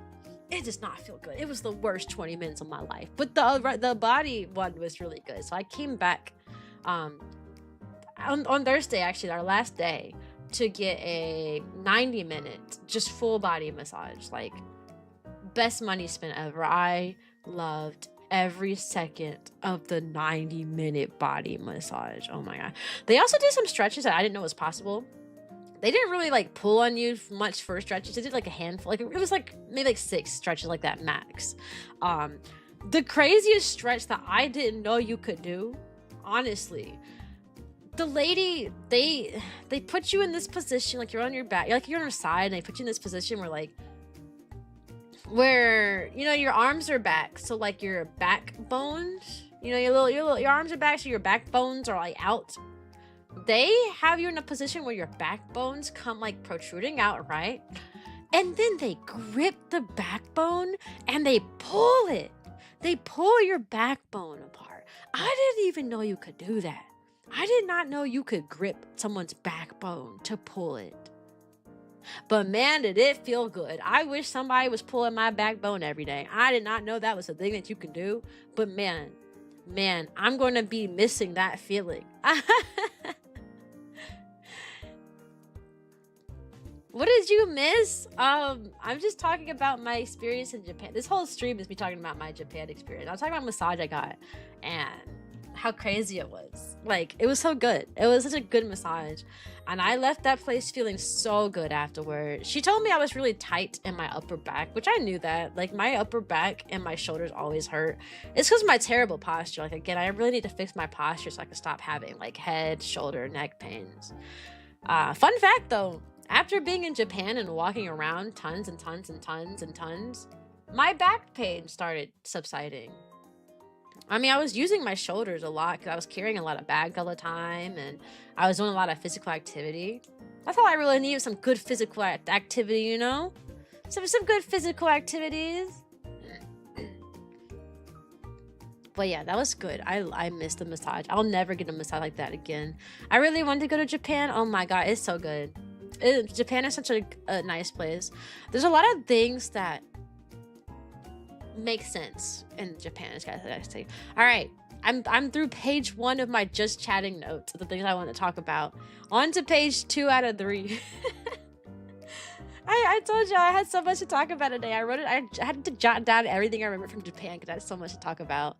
Yes, page 1. Before I do any just chatting stream, I always write down what I want to talk about. But I had so many experiences in Japan that, like, I don't know. I got like a ton of, like, if you saw the bullet points, they're really deep bullet points. Right now, we just got to the section about the things I did. That's it. We just did the things I did section. Now we gotta do the things I noticed and the things that I miss about Japan. I got 2 more sections. One thing that I noticed though, pollen. People say that like Japan is really bad for allergies. Says who? Because the city I live in was way worse than Japan. Y'all notice I have a voice? I did not have a voice for going to Japan because the pollen. I mean, like, look, I'm at home. I've been clearing my throat like every few seconds, like since I got here. And I got back here like what, 2 days ago? It's crazy.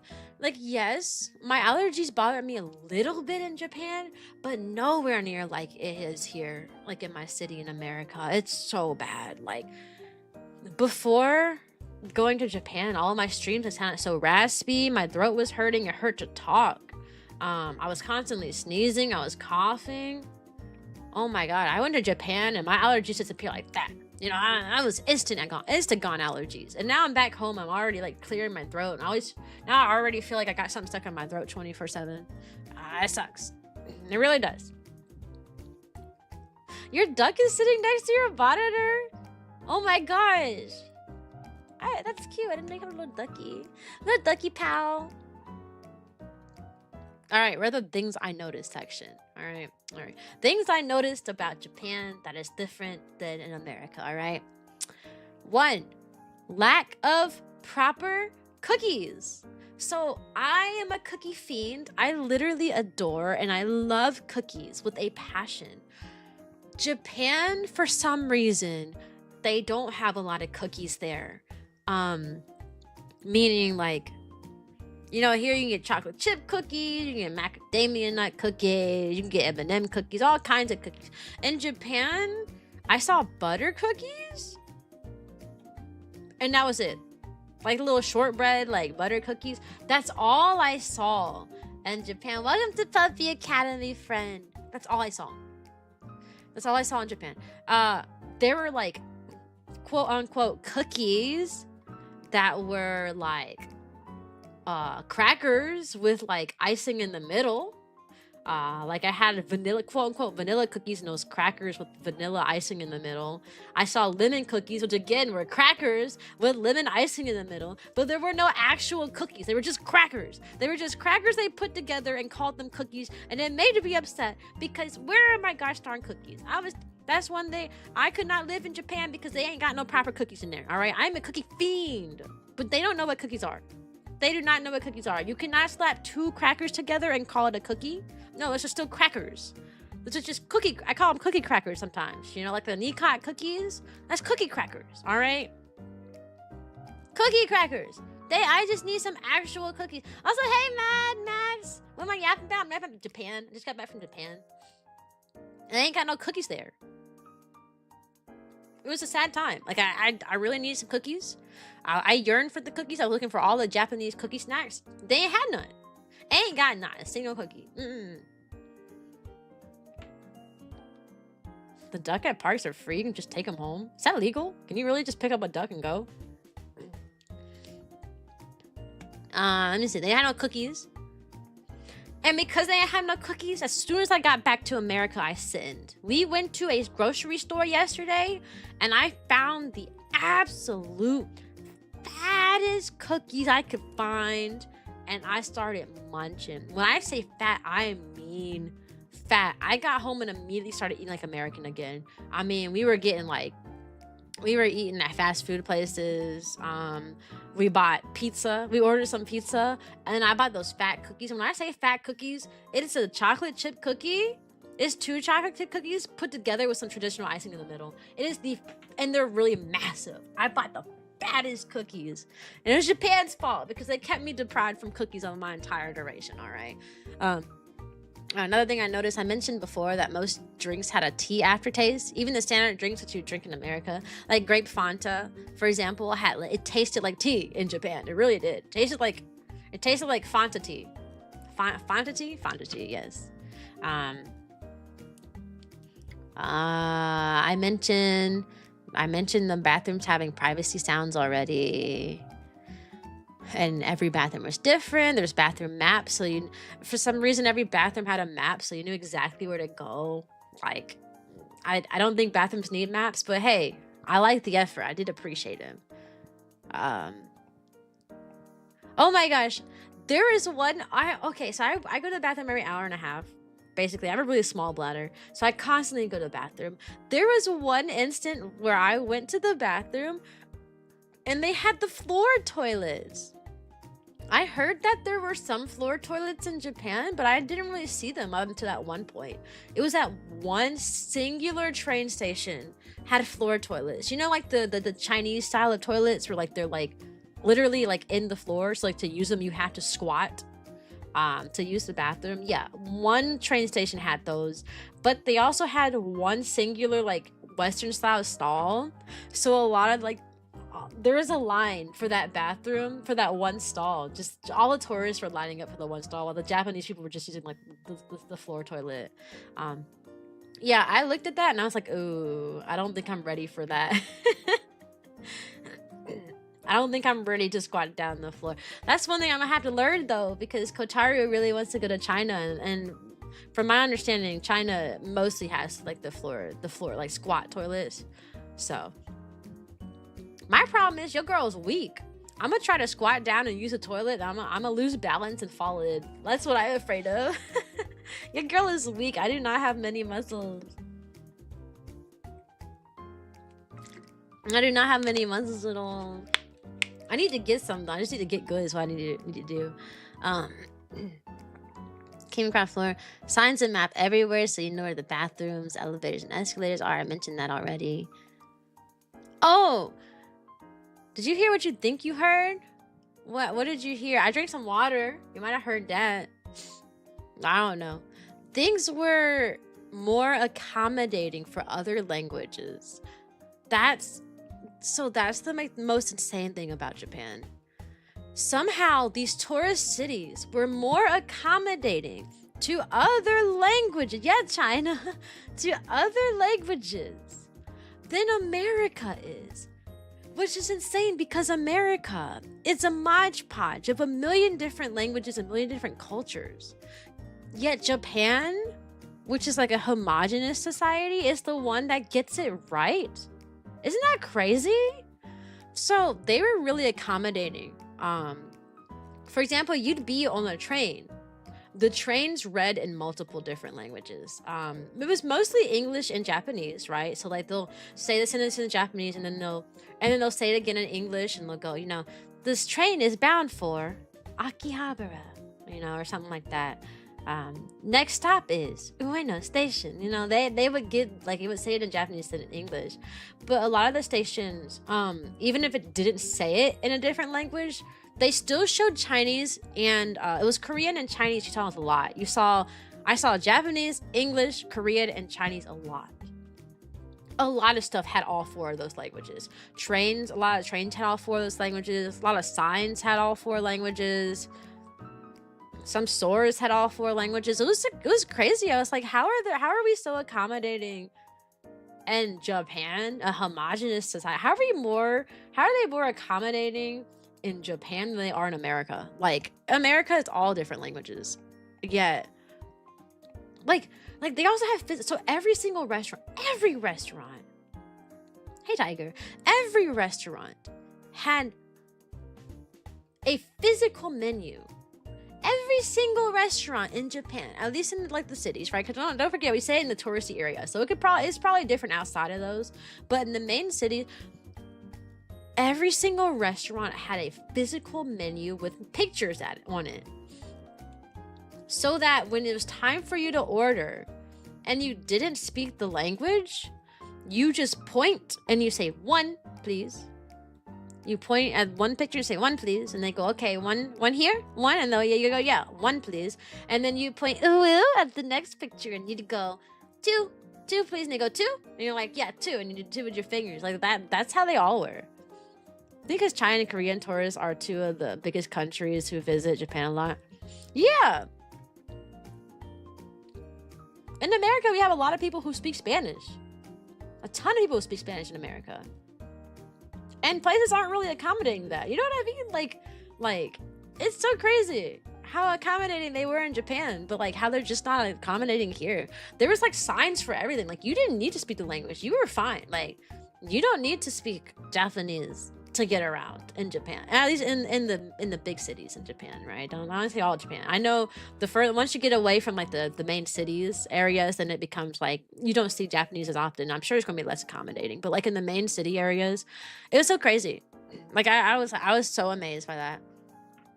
Also, having physical menus, it's something that I cannot stand about America, that we don't have physical menus. Hey T, how are you? It bothers me to my core because, one, not only does it help with language barriers, right? Because like going in Japan, not speaking any Japanese, you can just point and say what you want, and that's all you needed. What I can't stand about not having menus, I have bad eyesight. I have really bad eyesight. I cannot see without my glasses, and with my glasses cannot correct my vision properly. My left eye can be fully corrected by glasses, right? I can see out of, when I wear glasses, I see out of my left eye perfectly.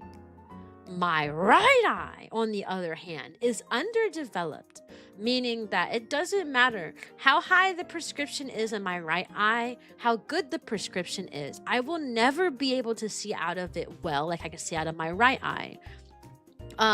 Everything is fuzzy, right? The eye, everything's fuzzy. My peripherals in that eye is closed off, so I can't see as much in that eye. It's hard to focus on things. Things are fuzzy. It's sensitive to colors. Things are even like slightly like off colored in my right eye than it is in my left one. Like the right eye has such a like a weird like blackish tint to it that the left eye does not have. This means that yes, I have really bad eyesight, but it also means that like I wear glasses and it doesn't like fix my eyes, you know? So like I can get a new pair of glasses and I can read just fine, but I still can't see very far away.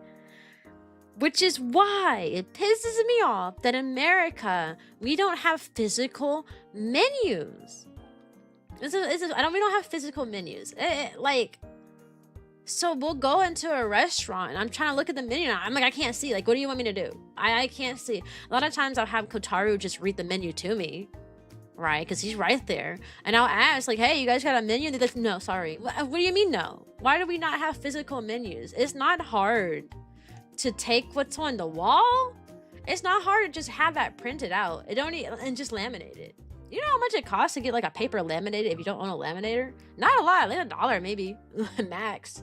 Like, it is not hard to laminate to print out your menu and laminate it. It's not hard. And it makes me so upset that places don't do that. Which is why in Japan I was really happy, because not only do they have physical menus all over Japan, but they usually have the menu on like a sign outside of the shop. Every menu has pictures. Every single menu item has pictures. They even have, most of the shops even had display items that represented like the food. Like it was like a fake version of the food so you could see exactly what it was. I appreciated that so much because it makes the decision making so much faster when you can just walk up, see the sign and go, I'm not going to go in there. I don't like that. Or you walk past the shop and you're like, whoa, that food was so good. I just have to buy it. You know that before you even walk into the shop because they have this big billboard, not big billboard, but big sign outside the shop with the prices, with what they're selling and the prices next to it. And sometimes they even have like fake versions of the food so that you can see it. It's so nice. Now I'm back home and I'm having to have Kotaru read menu items to me again because we don't have physical menus.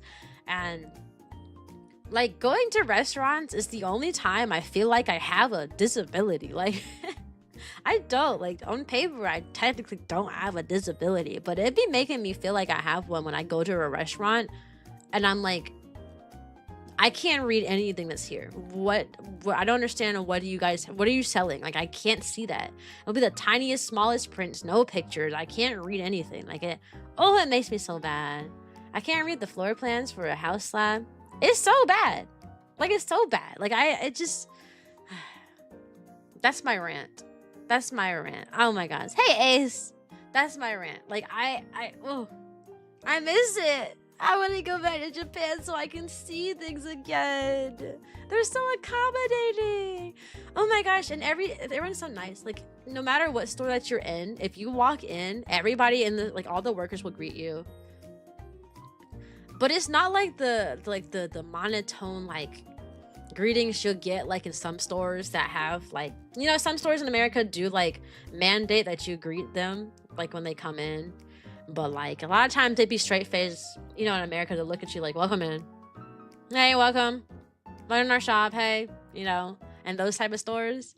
Nah, in Japan, they be smiling. They be like, welcome, welcome, welcome. You know, they don't say welcome. I don't really know the word they say. I could never pick up on what they were saying.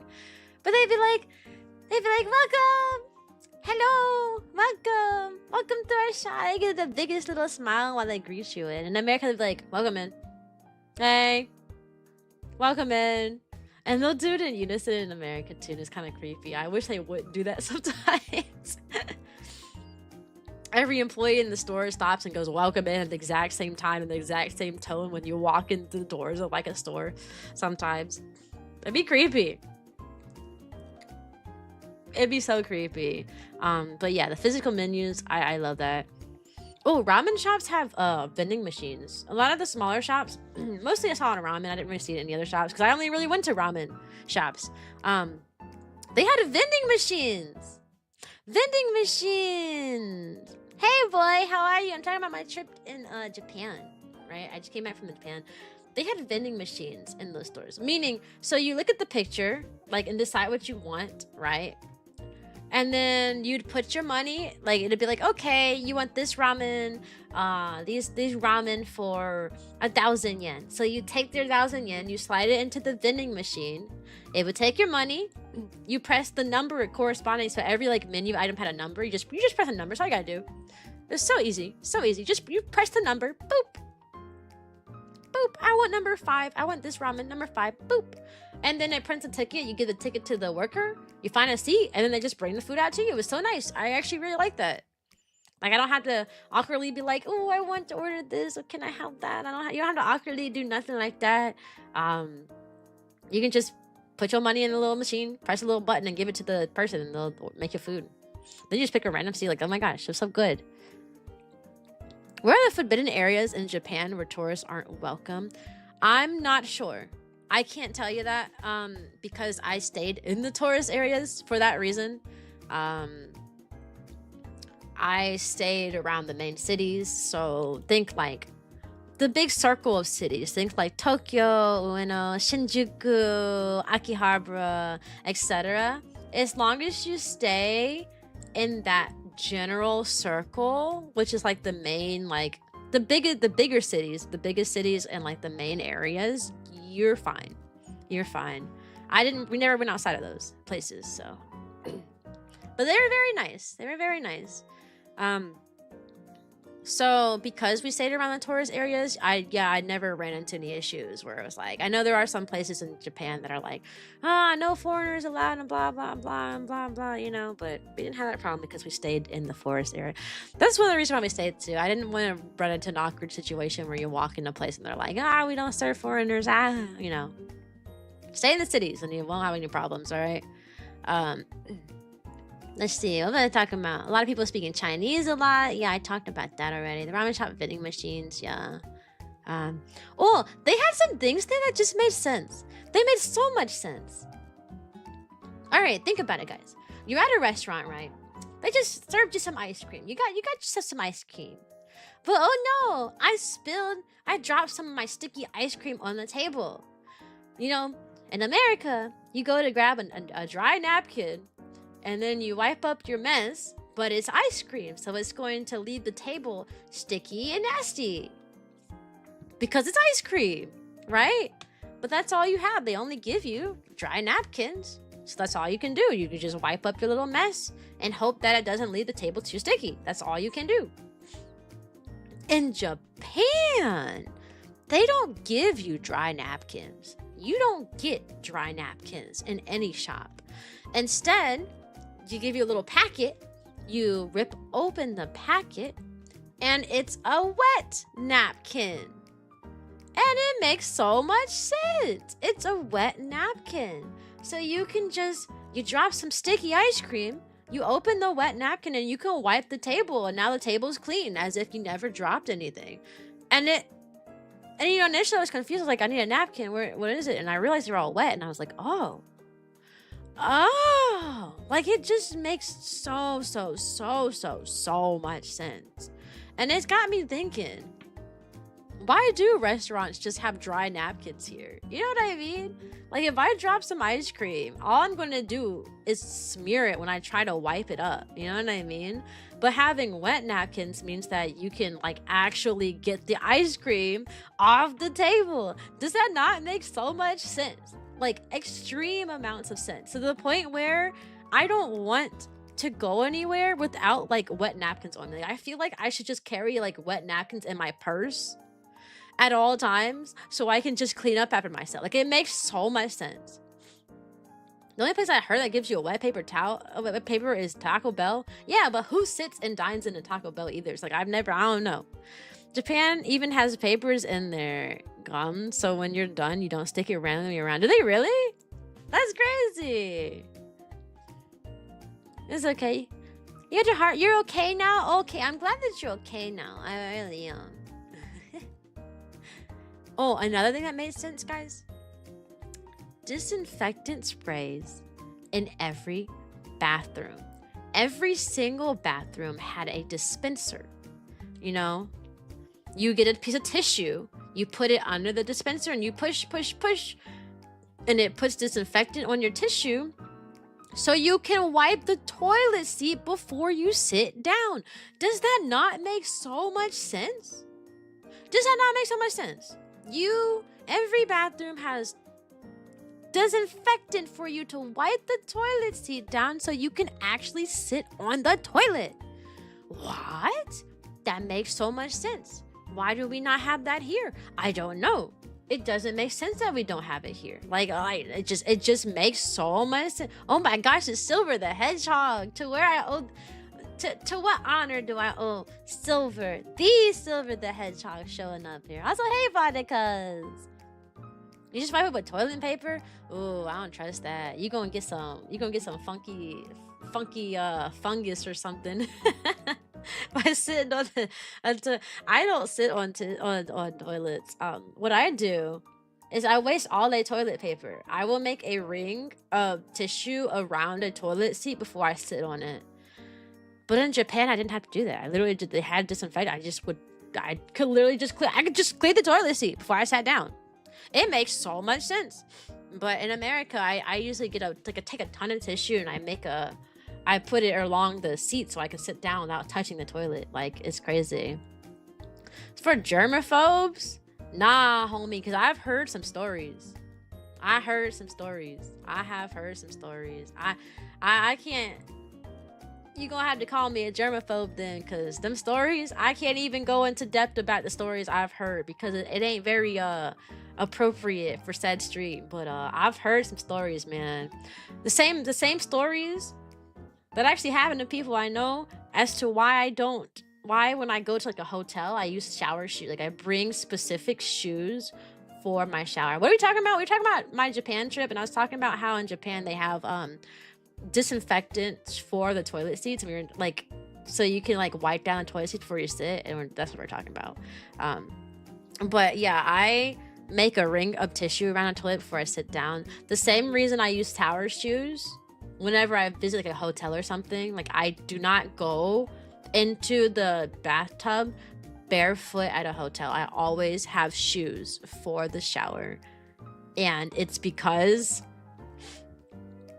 I've heard some things, and I've actually seen a family member experience some things for just going barefoot in a hotel shower. So, in that same light, no, I will not sit on a toilet seat without either disinfecting it first or like putting some ring around it, because it's crazy. It's crazy. Wiping the toilet seat, whether or not you need to disinfect it for it. Yeah, I mean, wiping it without disinfectant doesn't really do much though, because like you still got all the germs and the nasties, you know. America is cheaping out. Why give a wet napkin when the napkin does the same? Why give you a full cup of cold soda when they can give you a half a cup of soda and fill it with ice? Exactly. Bro, I cracked open a water bottle in Japan. That water bottle was so full. It was almost bursting out the seams. I had never seen drinks filled as high as I did in Japan, dude. It's crazy. I heard a story about the kettle that comes with a hotel room. Oh, I haven't even looked into that. I can't imagine. God, even speaking about the hotel. So Japan hotels are really small. At least in the area we were. I mean, it makes sense because like the buildings are really tall but thin. So it makes sense that the hotel rooms are also like really thin.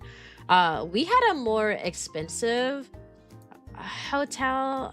It was not expensive. It just wasn't like the cheapest one you find. But it wasn't like it wasn't a fancy one either. But it was fancier than the ones around because it had a bathroom and a washer and dryer in the hotel room, and that's a lot to ask for in Japan. In Japan, most of the rooms that we found, like when we were looking at hotels, were just like a really, really tiny room with a bed, and that's it. Like just a bed and like a tiny chair. Like those rooms were microscopic. Hey guys, welcome to Puppy Academy, Nom Nom and Lightning Jade. They were microscopic. Like, when I tell you they were tiny, our room was still microscopic, but at least it was microscopic with the bathroom. Other hotels like had like a community bathroom, so you'd have to like share one in like the hall, and we were not about that. We were like, we don't want to do that. So we coughed up some extra cash to get like a washer and dryer and stuff. It was I was in a hotel, the shower didn't work. Dude, I would cry. I hope you didn't have to stay in that hotel for long. Why does this say 13 up? That's the age requirement? Because my channel is 13 and up. Yes, 13 is the minimum age requirement for Twitch, but a lot of channels are not 13 up. A lot of channels on Twitch, if you haven't noticed, make mature content. They make 18 up content, they make mature content. Their channels are labeled for mature stuff. I specify that I'm 13 up, especially because most VTubers in general make mature content. It's kind of hard to find VTubers that are for younger ages. That's why it specifies. Also, thanks for the 50 months to Scribble, doggo. That's insane. You're insane. You're a crazy person. You're the crazy person. Hey, Hags, how are ya? Insane. 50 months, dude. I have not been... I don't think I've ever been dedicated to anything for 50 months. Yeah, what a top dog. Literally the top dog. Must support my Oshi. Oh my god, you're so sweet. You're so sweet. But yeah, the hotel rooms were like so tiny. So like our room was like, I guess you could consider our hotel room to be a fancy one because we had a washer and dryer and a bathroom, because most hotel rooms did not have those. So we did have to pay quite a lot extra to get that. And which means that by default, we actually found out that we were in like the uppity area. We had no idea the little city area we were in was like a fancy area. Because again, the hotel room was so tiny. But like having a bathroom and like a washer was such a luxury that we accidentally found ourselves in the luxury area. And the room was so small. Like literally it was the smallest hallway that only like one person could fit in. So like when me and Kotaru had to like, when Kotaru wanted to go sit down on the bed and I needed to go to the bathroom, like you both cannot be in that hallway at the same time. Like one person would have to move out the way so the other person can walk by. It was that thin. And then like the bed was like in a tiny room. Like you can like push your arm down and touch the wall on both sides. Like it wasn't very big. I played Soul Calibur for the first time. It was not what I expected, but real fun. I played Soul Calibur when I was a kid. On the PlayStation. On the PlayStation. Sorry, on the PlayStation. The PlayStation 1, the original, the PS1. I played Soul Calibur. And then my mom told me I couldn't play Soul Calibur anymore. Because it had the word soul in it. And she was like, that's against Christ. It has the word soul in it. So I wasn't allowed to play Soul Calibur because it said soul. Which I'm like, why did you buy the game for me in the first place if you're going to get upset at the name of the title of the game? But you know. Prince, you missed everything. You are so late. 100% late. I'm almost done talking about my Japan experiences. Hey, Prince, how are you? Oh, another thing I noticed about Japan. Gotcha. Gotcha everywhere. Gotcha. Go to sleep, Prince. Actually, you don't need to be here. Good night, Prince. Good night. Good night. Gotcha everywhere. You'd go into like a video game arcade store. Boom. 3 floors of just nothing but gachapons. Where you put your little coins in. And you put a coin in and then you roll and you see what you get. Like you get a random like item. Gotchas everywhere. Even like if you want to like collector stuff. Like for example, I bought a lot of Pokemon figures. The reason I bought so many Pokemon figures was because the ones that I wanted were in gacha boxes. Meaning there would be 6 you would pick up a box and the box would have 1 of 6 items in it. So you could either get Sylveon, Ponyta, you know, Pikachu. Like it was 1 of 6. So you never knew which one you were going to get. But to avoid that gotcha aspect, they would sell all of them, like the full box, for like a bigger price. So you could either buy an individual one to try to get the one that you want, or you could just buy the full 6 to 8 pack for more money so that you can guarantee that you get all of them. And that's what I did, because I tried gotcha-ing one time. All right. I was like, I really want this one Pokemon. I want this one Pokemon so bad. They had an Alolan Vulpix. I mean, Alolan Ninetales. Of course I wanted that Pokemon. So I want this figure so bad. I bought one of those boxes. I bought a singular box. And guess what? I got the ugliest one. I got the one I wanted the least. And I was so upset. I was like, oh my gosh. From then on, I said, no more gotcha for me. I'm just going to buy the whole box. So that's what I did. I did buy the whole box. Another thing, a lot of like figure shops, I noticed, would take those gotcha things and they would sell them separately. So they would buy the full 6-pack. So you'd have all 6 of them. And then they would sell those individually for like a slightly bigger price than for like an individual box, so that you can guarantee you get the one that you want instead of having to buy the whole thing. So a lot of shops did that. They just buy like the whole packs in bulk and then just take them out separately and sell them, which I guess that's legal there.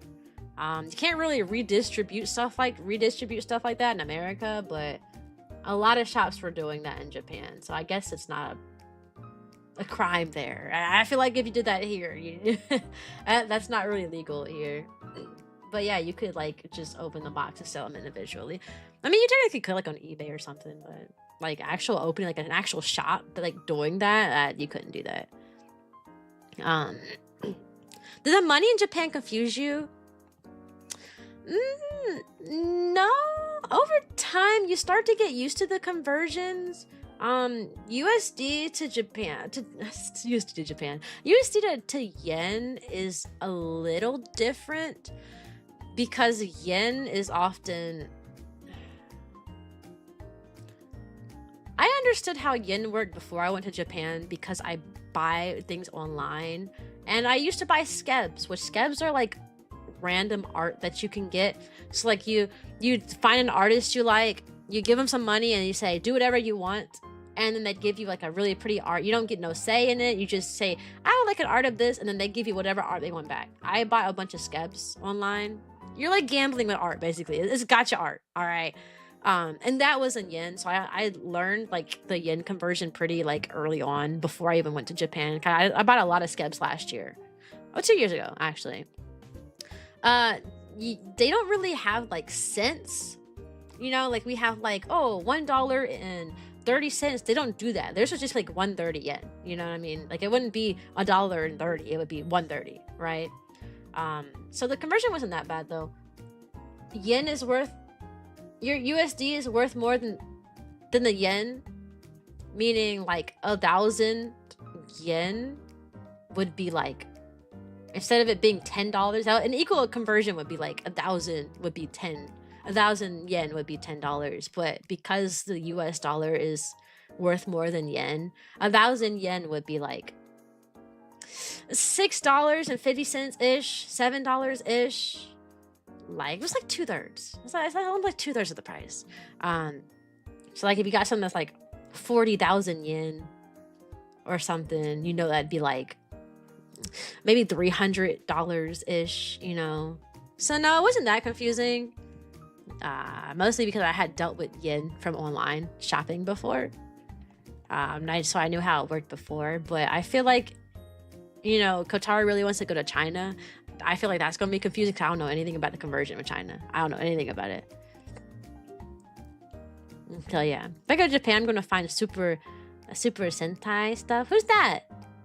Is it like the Power Rangers for like Japan, right? Also for gacha stuff, Japan for Pokemon cards have a better chance to pull rare cards, as it's not as random, but in the US it's completely RNG luck in comparison. Oh really? I don't really collect cards, so I don't have any experience with that. Also, hi Renji! How are you? Yes, Happy Tales! Do they have hotel Do they have hotel and Asian continental breakfasts?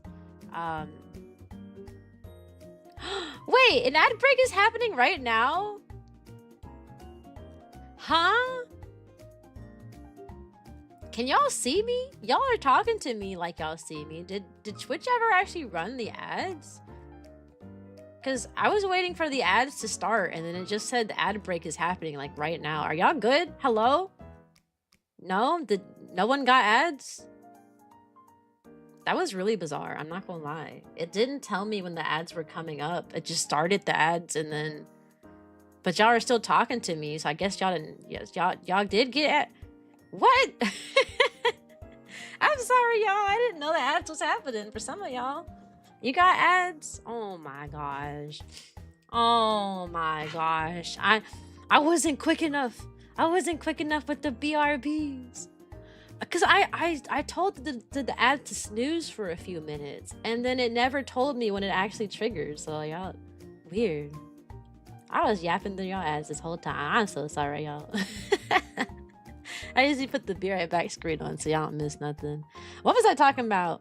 We weren't talking about much. We were just talking about yen to USD conversion, which isn't really a fun topic. So you didn't miss anything if you did get ads. Okay. But yeah, Power Rangers came after Super Sentai. Oh, okay. I didn't know that. You're relaxed, and have you been? I've been good. I just got back from Japan trip, so I came back feeling very relaxed yesterday. I'm so motivated to get on my personal self-discovery, self-care. I'm almost a self-care grind right now, but that's because I'm still like on vacation mode. Once I get back to work, my self-care grind is going to go in the trash because I'm gonna be tired all the time. Once I go back to work, I'm just gonna be tired. I'm gonna come home from work and be tired, want to sleep. But 2 weeks of like doing nothing but exploring and buying stuff and having fun, it's so good for your mental health. It really is. It's so good. It's so good for you. Like, I came home yesterday and I was like, I've never been this relaxed before. Like, it's crazy. I've never been this relaxed before. But yeah, there was tons of gachas in Japan. Like, gachas for literally everything. Oh my gosh. Pachinko parlors? Pachinko parlors are gambling stores. I mean, they are like floors and floors. They're like 9 floors of just gambling machines. And you'll walk in there and you'll see people just glued to the screen, constantly throwing money in there. But the crazy thing about like pachinko parlors, which are the little gambling buildings, meow, is that the gambling buildings have like so much colors. The place is so brightly lit that like I feel like your eyes would like explode. They're so brightly lit. That combined with like the absurd amount of flashing colors in every single video, it's insane. Absolutely insane. I was like, wow. Wow. I'm not a gambler, so I wasn't really in there. We just peeked our heads in there a few times, but oh my goodness, it's insane. I'm like, how do y'all even look at that screen? That's how many colors and flashing lights there were. How do y'all even look at that? How? Look at that long enough to lose all your money too. That's crazy. What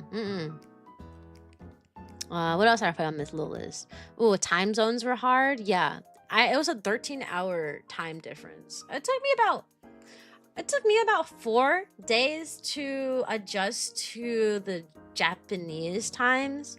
So where we were just like constantly tired throughout the day, and then we were both like, me and Katara were both like ready to be knocked out by 4 p.m.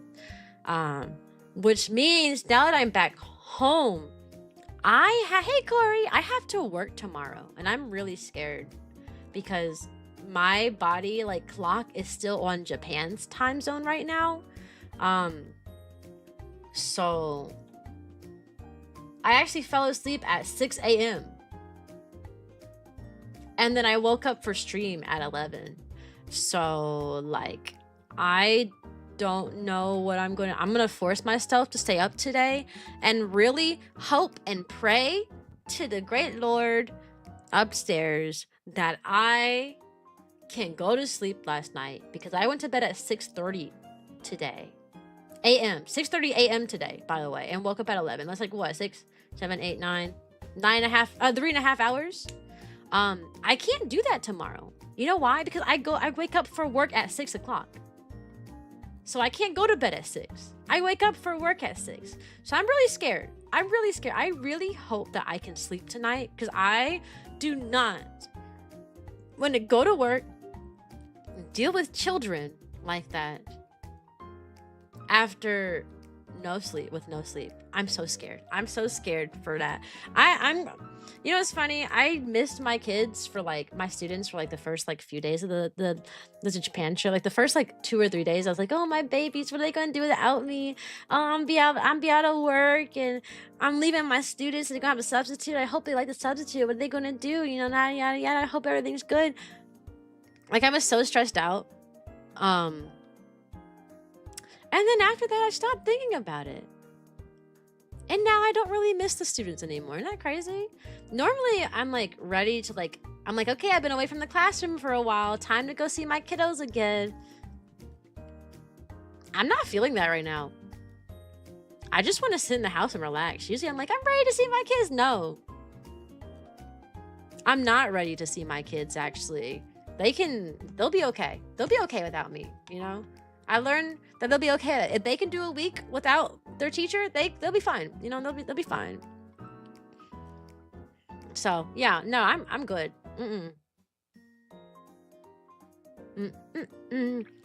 I got Soul Calibur all on Steam because I'm on posters again. They have Soul Calibur on Steam right now. I did not know Soul Calibur's on Steam. Hotel size was tiny. Yeah. Yeah. Gucci, Louis Vuitton, Prada everywhere. I talked about that. Yeah, like, there were so many expensive, like, fancy stores in that area.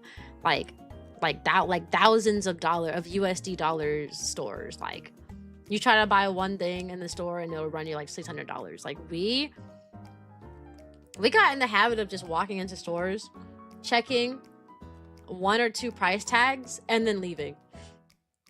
Like, I was like, we're not even going to look at like the stuff. We're going to first price check and then leave if it doesn't match, because there were so many stores where we would walk around in Japan and we'd be like, oh, this place is so nice. Oh, I love these clothes. And then we would walk in and you're looking at all the stuff you like and you waste so much time because as soon as you look at the price tag, they're like $600. Oh, you want this t-shirt? $400. Take it or leave it. Oh, this pair of pants is really nice. It's $1,000. That happens a lot. That happened a lot in Japan. Probably because the areas were like touristy areas, and most people who are traveling to countries have a lot of money. We are not most people, okay? We have enough money to travel. But your girl trying to buy a home this year. We ain't got the money to be spending thousands on a pair of pants, you know? So, we did have a pretty big budget set aside for spending things. Welcome to Puppy Academy, friend. And we actually did not spend all the money in Japan. We actually had quite a bit left over. So with our leftover funds, we just split it amongst ourselves. So now I have some extra money just to buy whatever, and Kotaru has some extra money too. I'm still trying to decide on how I would like to spend my money. I can't decide if I want to do some online shopping for like some clothes that like I'd missed out on in Japan, or I'm going to buy I'm going to buy the rest of the Pokemon games that I'm missing. So I'm going to buy Brilliant Diamond or Shining Pearl. I'm going to buy Leaf Green or Fire Red because I do want all the Pokemon games. I want to play them all. I have Let's Go Eevee. I don't like it. I want Let's Go Pikachu, low-key. I like Pikachu. I'm so upset that I picked Let's Go Eevee a lot of times. I don't know why I picked that one. But I am trying to keep up with my Pokemons. I already bought Tomodachi Life. And I have Pokopia. I'm thinking of... I don't know if I want to spend it on clothes or if I want to spend it on, like, VTubing stuff, because if y'all remember, I did used to pay for an editor for a while to edit like my shorts and stuff, but your girl got married and we started saving and budgeting and stuff. So when that happened, I stopped throwing my money all willy-nilly, but since I have a pretty decent amount left over, I'm thinking of putting money towards Medics again, who was my editor before, so that I can get some clips out in a decent time. Like I said, I'm very motivated to get my VTubing stuff back in order.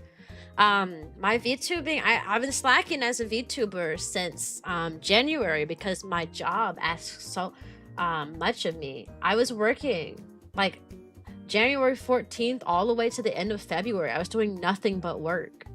And then March came, and then I streamed for a little bit in March, but then I started having like events happening in March, right? I had like my wedding reception and some other gatherings and stuff, so I was so busy in March.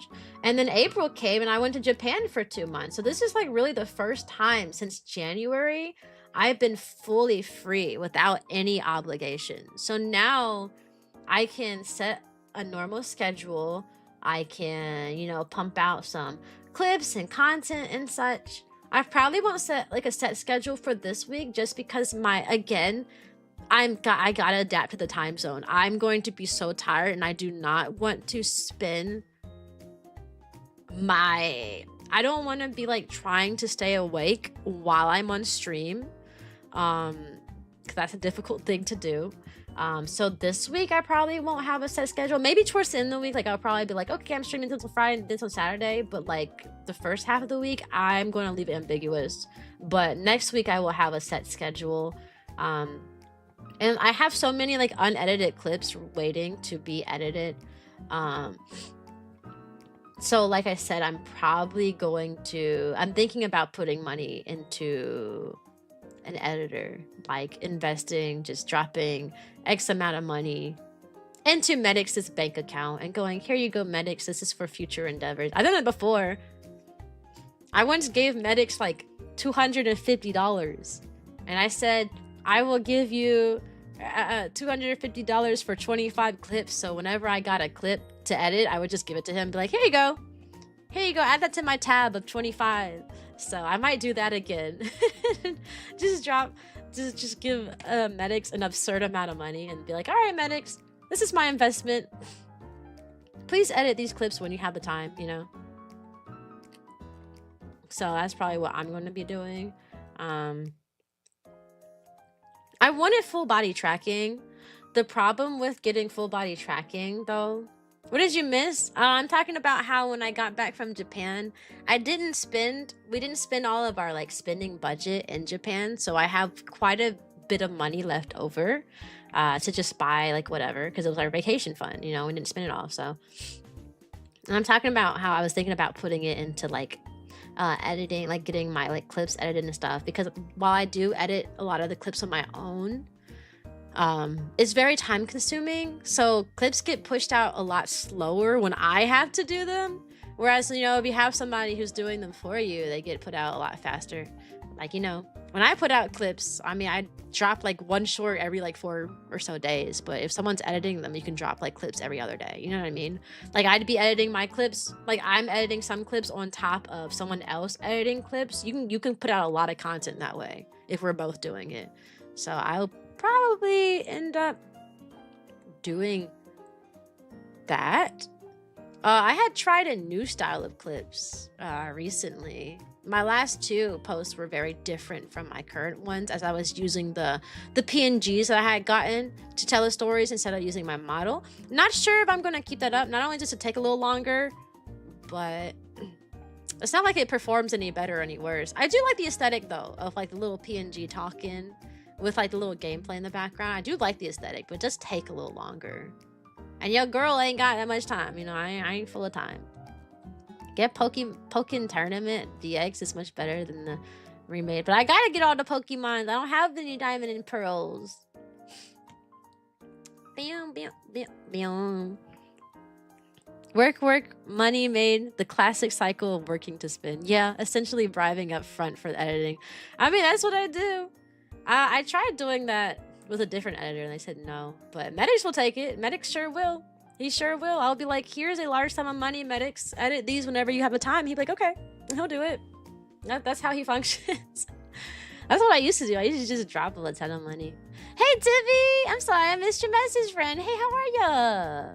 And Emmanuel, too. I don't think I said hi to you either. I should live in the United States. I did live in the United States. I just went to Japan for 2 weeks. I was talking about my 2-week Japan trip. I do live in the US. I do. I just got back 2 days ago. Getting platinum in the problem is it's not on the Switch. I know that like platinum is better, but I went on my Pokemon Get to the Switch and platinum's not available on the Switch. And I like playing my game in like handheld mode, and also like streaming from the Switch too. I know. Oh. Okay, I'm almost done talking about my Japan experiences, by the way. We're getting close to the end of my little document and things I wrote. Dr. Air. I bought this thing called Dr. Air, right? It's like a little massage gun. You know, there's like massage guns for like it vibrates really hard, and like you like put it like on your back and on your shoulders and stuff to relax your muscles. In Japan, they have this really, really small one that fits in your pocket. It's called it was called Dr. Air. And it's so good.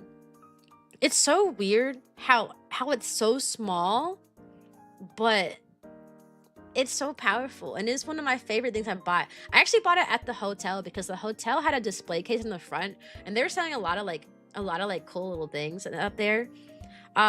Anything that you use in the hotel room, you could buy in the front of the hotel. So like for example, I almost bought the hair dryer. The blow dryer at the hotel was crazy. Not only was like it can fold in half, so it didn't take up a lot of space, whereas like the most of the hair dryers, the blow dryers, God, most of the blow dryers in America are really, really bulky. They take up so much space. This one was not bulky. It was really small. It shot out a ton of air. It can fold in half, so it was even smaller. And it had this really, like, it had a lot of different settings for like different heats and speeds and stuff. A lot of heats and speeds and stuff. It was a lot. It really was a lot. I loved every second of it, and I considered buying it, but it was $400, and I was like, $400 for a blow dryer? I don't know. And I'm also a black girl, you know. Having a diffuser on like a blow dryer is important for allowing my hair to dry a lot faster, and get down to like the parts that don't get dried easily. So I was like, dang. If only if it had a diffuser on it, I would be sold, but it didn't. So I came so close to buying a blow dryer for literally $400. It was that cool. It was just a really good and cool dryer. Like, I don't know. Could imagine seeing Cyan as a loan shark. Cyan rolls up to the editors. Hey, where my clips at? You got the money, but where my clips? I better get my clips ready by the time I get back. Or else. You better get them ready or else. Karaku ni yosu watashi wa. Hey. Hey, hit continue. Hey. How are you, Kara? How are you? All right, y'all. We're at the end of my Japan talk. We're in the things I missed section. All right. This is just the things I missed. I've been home for 2 days and things I missed about Japan already. All right. Things I missed. Being able to get anywhere and everywhere without driving, because I hate driving so much. I literally was holding back tears on my last 2 days in Japan because I really did not want to leave. And it wasn't because, oh, I like this, I like that. It was literally because you can get everywhere you need to get to by walking and taking trains. And that by itself made me really just want to stay there, because driving stresses me out so much. So the idea that I could just, you know, in America, I kind of feel trapped a lot of times. I feel less trapped because now I married Kotaru, and he loves driving. So he takes me to a lot of different places and stuff. But before Kotaru, I felt pretty trapped. Like, I didn't really leave the house. I was a hermit, you know?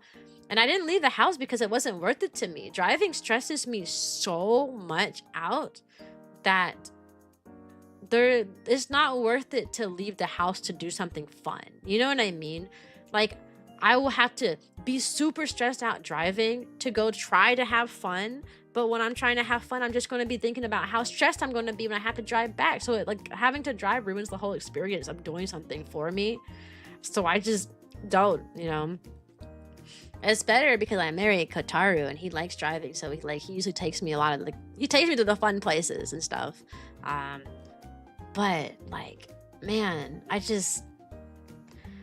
I literally was about to cry. Like, I had to hold back. I was holding back my tears for such a long time leaving Japan. And it was literally because I just didn't want to leave the trains and like the buildings close together and being able to walk everywhere in the trains. That's the part I miss the most. Like, I hate driving. Speaking of driving, people in Japan who have cars are like the rich people. Because like all the cars that were in Japan were like fancy cars. Not many people had them, so the roads were mostly filled with taxi. Like, there was taxis everywhere. There was these little vans that were larger taxis, and then there were the little taxis. That's mostly what you saw on the road. Like 90% of the cars were taxis, or like people transporting stuff.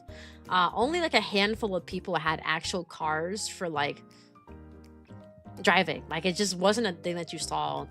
Most people rode bikes, took taxis and stuff. Like, nighttime was so loud, by the way, because at nighttime, people would take their fancy cars and they would take their motorcycles and they would just go for rides at night. So like between the hours of like, they don't do daylight saving, so the sun was setting around like 5 p.m. Between the hours of like 7 p.m. and 10 p.m., it was very loud outside. Because you'd hear motorcycles and cars going vroom, vroom. I really just imagine people getting off work and going, I'm just going to take my motorcycle out for a spin. You know what I mean? Because that's what it was like. You would not hear like those loud noises of like the motorcycles and cars throughout the day. You'd only hear them at nighttime. So I really imagine it's the people getting off work saying they're going to go for a ride, you know? And after 10 p.m. you wouldn't hear it anymore. It was like a good 3-hour window where you'd hear all of that. Japan cars are modified mostly, as far as I know, at least the rich ones. Yeah, there was a lot of taxis. There were buses too. There were buses, taxis, buses, big taxis, little taxis, and buses were all you see on the roads. With the exception of like a handful of like fancy cars. Yeah, walkable city. I miss the walkable city. I do. Literally, I was there for 2 weeks. I feel so much better physically. Like, my back and upper body feels so much more loose. It was a combination of the massages, but also like the physical activity too. Like, I live a sedentary life at home. Cause like, where am I gonna walk? If I walk like 20 minutes, the closest place to me, if I walk like 20 minutes here in one direction, I'll end up at like a random gas station. Like, that's all I got. You know what I mean? Like, but in Japan, you walk. Shoot, when I went to go get my massage, it literally was a 2-minute walk. Literally a 2-minute walk to get a massage. It was like 10 buildings over, and it was a 2-minute walk. Walk past these 5 buildings, walk across the street, walk past these other 5 buildings, go to the 6th floor, you're there. And that's so crazy. Like, it was like right there. Like, I feel so much physically better. Like, I'm not gonna lie. Like, I'm breathing deeper because my chest is not as tight anymore. Like, my chest and my upper body and my chest are like, I know my tightest areas, but like those aren't as tight anymore because I was like doing physical. I was walking, I was lifting, I constantly was lifting bags, had a bag on my shoulder that was heavy. Like, I had so much stuff, so much like physical exercise in that 2 weeks. A lot of stairs. They had a ton of stairs too. Like, you just have to climb a bunch of stairs. Like, that physical activity being constant, I took about 10,000 or more steps every single day, and I miss it. Like, my body feels looser, I have more energy, I can breathe deeper, like, and I know it's going to go away soon because, like, again, I don't have anywhere to walk. I don't really leave the house. I don't have anywhere to walk. I mean, I can like exercise at home, but that doing like 30-minute exercises at the house and like sitting the rest of the time is not the same as like being on the go for like hours, you know? Particularly the district captain they had a fall guy for police in Japan to be able to continue filming while that guy hanged in jail cell, saying he was a director so he could film. For a fun fact, what's the Tokyo Drift? I've heard of that, but I don't really know what it is like that. I really don't know what it is. I also miss that it was a safe city. Like, you could literally walk around by yourself no matter the time of the day. Like, nighttime, you'll look out the window, you'll see people walking by themselves. I walked by myself a few places at night, and I did not feel like I was going to get snatched up. In America, in America, you walk around nighttime, you just walk in nighttime, walking around neighborhood, you gonna get snatched up, all right? In Japan, you walk in, everybody will walk in.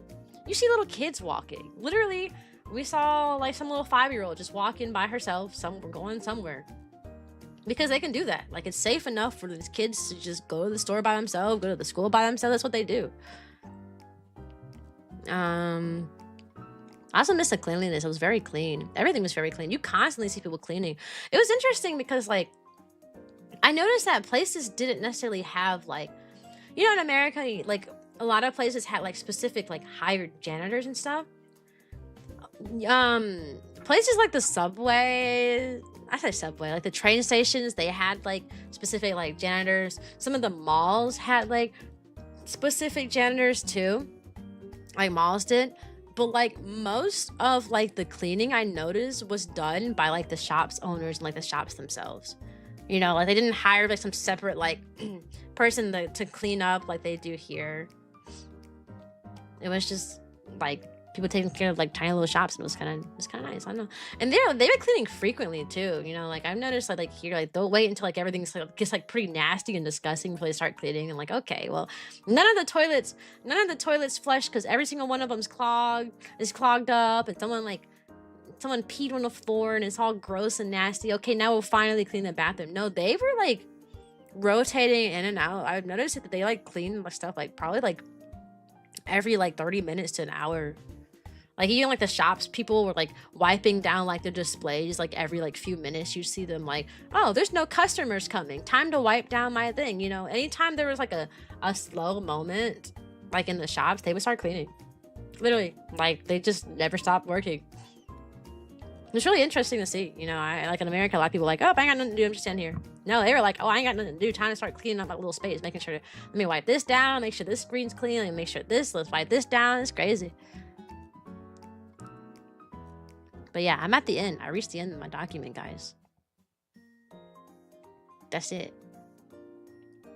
How was Japan, Cyan? Was it beautiful? Oh, yes, it was very nice. I loved it. Loved every second of it. It was absolutely beautiful and gorgeous. No, I did not get Hello Kitty stuff, for I am not a Hello Kitty girly. Fun fact. I do like pink, and I do like the color scheme of Hello Kitty, but I'm not a Hello Kitty girl, so I don't really buy any of the Hello Kitty stuff. I don't really have a reason to. Like, I'll like, for example, I'll like something that's Hello Kitty because of the color scheme, but then I'll see that Hello Kitty's on it and I won't buy it because I'm not a poser. I don't want to buy stuff that has, like, Hello Kitty's face and, like, stuff. Even if I like, oh, the bag, I like the bag, it's so cute, or I like this hat, it's so cute. I'm not going to buy it if it has the Hello Kitty logo on it because I don't I'm not really into Hello Kitty and Sanrio and all that stuff, and I don't want to pretend like I am. You know, I don't want to, like, have, like, a Hello Kitty purse and someone be like, oh, that's Hello Kitty. Do you like Hello Kitty? I'm like, no. I don't want to have that conversation, so I don't buy Hello Kitty stuff. Even though I do like the color scheme, I usually like a lot of the cutesy stuff they have. No, I do not buy Hello Kitty things. Oh, her name is Kitty and not Hello Kitty as well. Oh, I don't know. See, I don't even know that. She's not a cat? What is she?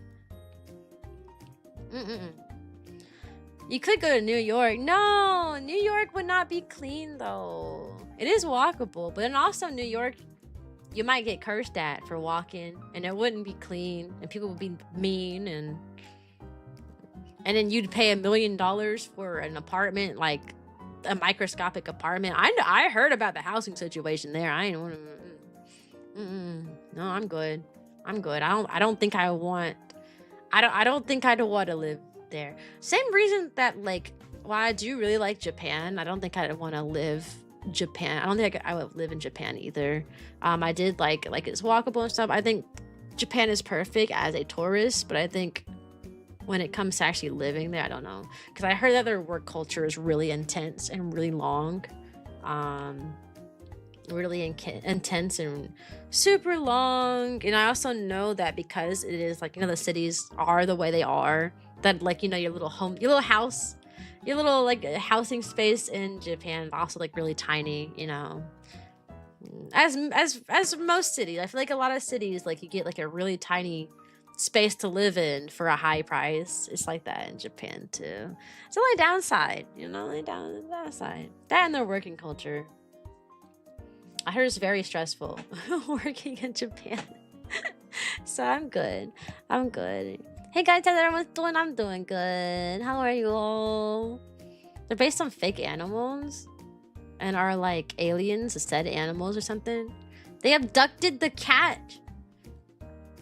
They're going to San Francisco. I've heard someone who lived there. Literally, live in a place I don't know whether they fish or not. They probably did. They probably did. It's America. Let's be real. They probably did. I don't know. I like Japan. You know what I was saying? I was telling my dad. I was like, you know, because he was like, would you move to Japan? I was like, probably not.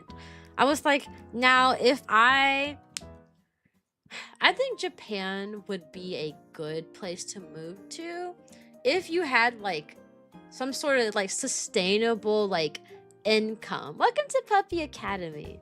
Meaning like, let's say I become a VTuber and oh man, I have millions of followers and I'm selling merch and I'm making so much money. Then I could live in Japan. But like living in Japan, you know, living in Japan, making a wage that the Japanese people make, and like living in little tiny houses and stuff, I don't know. You'd have to have, I feel like to like live comfortably in Japan, you'd have to come into Japan with a lot of money. Because I also heard that like they're, it's I mean, it's not like here, I guess, where like the amount of money that you make is not enough to like match, like to like live comfortably there. Like most jobs don't pay enough to live comfortably, is what I heard too. So that's what I was like if I become rich and I have like sustainable income, like oh man, she has a million trillion gazillion followers and all her videos are getting thousands of views and she's selling all this merch and she's getting super chats left and right, super chat here, super chat there. That's one thing, but like to like go there and like try to work and pay for like a small like space to live in and stuff, I don't know, that's a bit much. Living next to Mount Fuji, isn't Mount Fuji a volcano? Isn't it like ain't that a volcano? I don't want to live next to a volcano, actually. I'm okay. I'm okay. Honestly, if I were to live somewhere in Japan, I probably would want to live in one of the city places because they got tall buildings. And you know what Japan deals with like every 10 years? Major earthquakes. And you know what comes after the major earthquakes? Tsunamis. So it's really important, I feel like it's really important in Japan that you like live or are around tall buildings. Because you know what? You know, it's not like oh, they might have a earthquake. It's a win. They have an earthquake. You wanna be prepared. Cause it ain't the earthquakes that be getting those people. You know, like the earthquake is all the buildings are like earthquake proof. It's the tsunamis that come afterwards. So if I lived in Japan, I would live in the I would live in the city. I would live in the city. What if the buildings crumble? I mean, that is a possibility, but a lot less likely. Well, that's not true.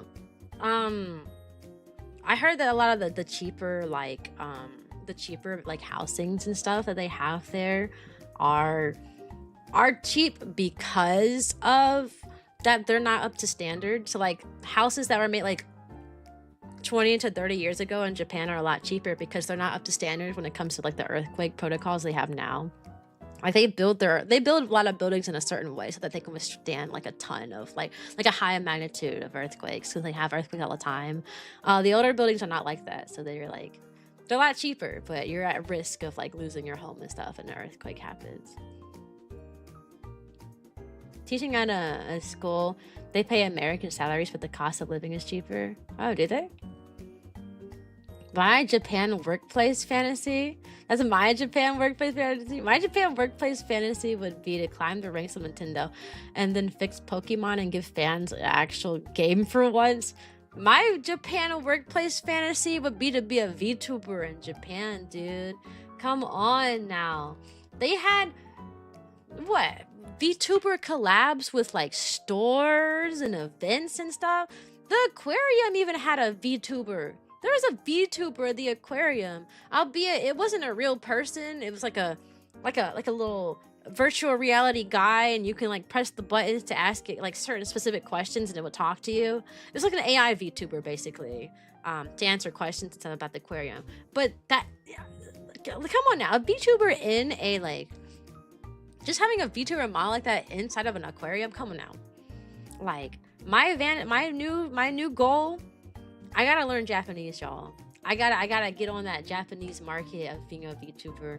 Y'all gonna catch me in like 4 years from now, being a bilingual VTuber, because I need to tap into that Japanese market. I ain't playing no more. After what I saw about how popular VTubers are over there, sheesh. They got VTuber stores. They got entire floors on like figure stores and stuff dedicated to VTubers. Hello, I've got multiple little sections. Come on now. Come on now. Me next. I'ma be up there. Mark my words. Give me like, I don't know. It took me 5 years to get like an average of what, like 20-ish viewers. So give me like, give me 10 more years. Give me a good 10 years and I'll be there. I'll be there. Hopefully it's still popular by hopefully VTubers are still popular in 10 years. But give me 10 more years. I'm determined. I ain't going nowhere. I always said, y'all, if I stop being a VTuber, it's because I had a child. Like I feel like the only thing that would stop me from like streaming would to literally be because I like acquired a child. All right, that is the only thing that would stop me from being a VTuber, and I don't want any kids right now, please. So, y'all are my kids. Y'all are my puppies. Yes, how welcoming the Japanese people are. Japanese people are interesting because they're polite. I heard that they're polite to your face, but like they talk about you behind your back, which is fine. I don't speak Japanese, so if someone was talking about us, I would never know. But they were very nice to us. Everybody was very nice. People were talking. I mentioned this I was talking about this in the Discord while I was there. People talk a lot about like, oh, foreigners in Japan, tourists are not like nice and whatnot. Tourists do this, tourists do that, tourists do that. There were a lot of tourists in like Tokyo, that area, because it's not a tourist area. There's a ton of tourists. You stick out like a sore thumb. It's a homogenous society. So any tourist, you stick out like a sore thumb, right? Like you can just look at somebody and be like, oh, you're not from here, right? I didn't really. There were not really many problems with tourists, and like the Japanese people were nice to us. I didn't have any run-ins with any issues. People would call it the quote-unquote tourist seats, where like people on the trains will like sit anywhere except for next to you, so you'll have like an empty space, or like they'll move away from you. Never experienced that. In the 2 weeks I was there, we took 1 million trains. I never once saw one person get up and move away from me. And if they did, it's because they got to get off the train. But people say they experienced like quote unquote like tourist seat, and I like the foreigner seat, so they call them. But I'm like, I ain't experienced that. There was never, not a single time where someone else got up because they saw me sit down. Actually, a lot of people sat next to me. Every single person sat next to me, actually. They were filling up autumn seats. Welcome to Puppy Academy. Like, they were filling up those seats. Like, that was not a problem. I also heard people were like, oh, American tourists are, like, so terrible. I ran into quite a few Americans. Not a single problem. Had one run-in with another American, because you can tell by, you know, their accent, how they're speaking English or not. I had a run-in with another American, and this girl was like really annoying because we were standing in line for the restaurant. We were confused because like the sign says that the line starts here, right? Line starts here, and it pointed right there. So we stood where the arrow was pointing because like, okay, this is where the line starts, so we need to stand right here. So we were wrong. The front of the line was where the arrow was. Like, it wasn't like, you know, normally follow arrows means get in line here. No, the front of the line is where the arrow was pointing at. So we were confused. We didn't know the line was forming behind. We thought we were like standing in line properly. So this is for the restaurant. So the lady opens the door and she's like, she looks at me and Kotaru. She's like, oh, tables for two? And we were like, because, you know, there's like a line behind us. We were like, we didn't really say much. I was like, huh? You know, I was confused. I didn't really say much. And some like lady behind us was so rude. She's also, you know, American, you could tell. And she was like, I don't know where they came from, but we were here first. Yeah, I don't know how they got over there. Because like, you know, we were here. I'm like, we're next. So like, I don't know why they're standing over there. I'm like, girl, you ain't had to be all like that. Like, she was just really rude about the whole thing. Like, we were standing in the wrong spot. Like, we didn't know the line wrapped around. Like, literally the sign says line starts here. So we stood next to that sign and we were we didn't realize that the front line was there. We thought it was the back of the line. Yeah, she was so rude. She was so rude about it. Like, that was the only like negative experience I had with a tourist. Yeah, and then when we sat down inside of the restaurant, like, she was like mean mugging us.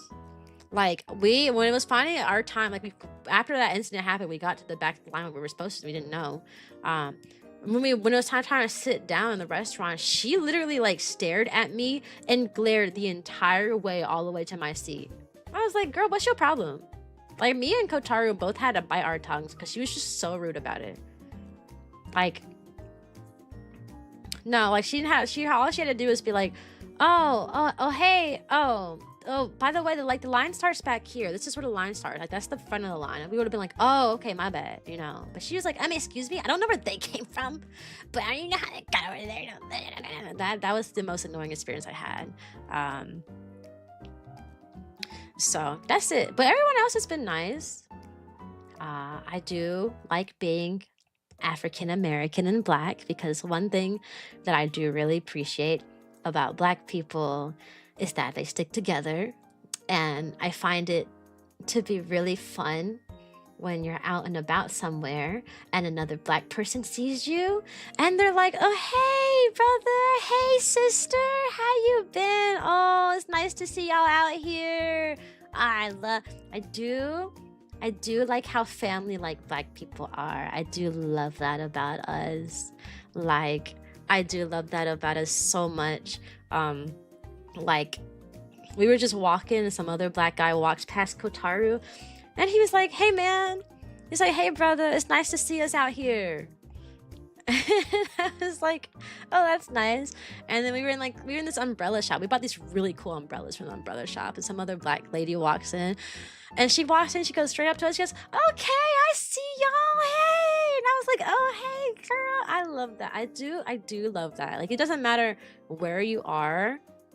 It doesn't matter where you are. Like, if you're Black, you are brother, sister, or cousin. It really depends on what, or cousin. It really depends on like where you at, like who you talking to. But I do like that. I do love that. That I did experience that a few times. There were other times where I tried to smile at other Black people. I just smile at them, hey, and they just frowned at me though. So I don't know what that was about. They might not have been American Black, you know. Because American Black would smile right back and be all for it, but you know, they could have been like, you know, like European Black, or like, you know, like British Black. Who knows? Who knows? Who knows? But American Black, you know, they'd be like, oh, hey girl, hey. I love that. I love that. It puts a little smile on my face every time. Is it weird that I would like to be a little darker skinned? Why is that? I always choose or mostly choose darker skin tones in games despite it being pale as a ghost. Is that weird or racist? I wouldn't say it's weird or racist. I mean, it just is what it is. Weird statement. But when I was a kid, well, growing up, like being black in America, just in general, when we were younger, there wasn't as much representation in the media for black people, right? Like the commercials were like all like, you see mostly white people in commercials on YouTube, etc., etc. It wasn't until like my teenage years that, like, you know, diversity started to become like a big push for diversity. So you started to see more like black people and like and like Hispanic people and black people and Asian people on TV and stuff. It was a while before we like saw that. So when I was a kid, I actually was like, I would like go around and tell people that like that I wished I was white because like white people were prettier. And it was literally solely just because like in the media, that's what you would see. You would see like these white girls, like the long pretty hair and the prettiest little dresses and all the little makeup and stuff. And I wanted to be that. It's really because we didn't have any representation. But when I was a kid, I used to grow up saying, I used to say it a lot. I used to be like, man, I wish I was white because white people were pretty. It was the whole thing. It took me quite a while. I'd say it wasn't until my like, maybe like upper like middle school years, maybe around like 10, like 11 or 12 before I started being like, no, I actually like being black. And it's really weird. I wish I was white. Yeah, isn't that crazy? It's literally media representation. That's why like representation is so important, because without it, you have situations like that where you're like, oh, I want to be like that because like them, because that's what you're being shown. Crazy side tangent. But I like that. that's just what I'm thinking about right now. Also, hey Silver and hey Pafu. This sense of recognition and connection, yeah. Which is always crazy to me because people get upset when black people literally cosplay anything. They're like, why aren't you cosplaying a black character? I'm like, do you know how many cosplays there are for black? How many black anime characters do you know of? It's so weird when people like get upset when black people cosplay like stuff, because I'm like, you want us to choose from like one of like 5 characters while y'all get to choose like all of them? That's not fair. Like literally any cosplaying page that involves like a black person cosplaying, welcome to Puppy Academy, will always be filled with comments saying, this character's not black. It's so annoying. There's like 5 non-racist black anime characters max. Yeah, and also they're just not my style. Like, I was looking at characters with like darker skin to cosplay, but the characters that I do like let's say like Nessa, I really like Nessa. There's that girl from Genshin Impact. She's not black, but she's like tan skin. God, what's her name? She has like the little like wolf ears, and she's like tan skin, and like her color scheme is like red. Anyways, I don't remember her name. I'm like blanking on it right now. But like their clothes are like a bit more revealing. Like Nessa like just wearing like a little tube top and like little shorts, and like the other girl like half of her clothes are like missing. I'm like, I would I would have cosplay like a modest like black character, but like it's so hard. What's the most confusing thing about Japan? Confusing? Maybe the train stations. Like when you first get to the train stations, it's really confusing like to figure out. It makes a lot of sense. The trains do make a lot of sense. Everything's labeled, and once you know what to do, you know what to do. But that first day in Japan, you're like, oh my god, which exit do I take? Oh my gosh, where's the train? Is this train going up the numbers or down the numbers? You know, it's easy to find like which train you're looking for, like because they're color coded and they're letter coded.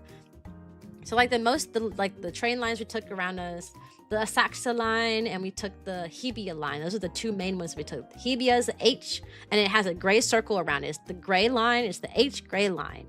All right, those it's easy to find the train you're looking for because it's color coded. Now as to where, like which specific gray train, like which direction the train's going, that one took us a while to figure out.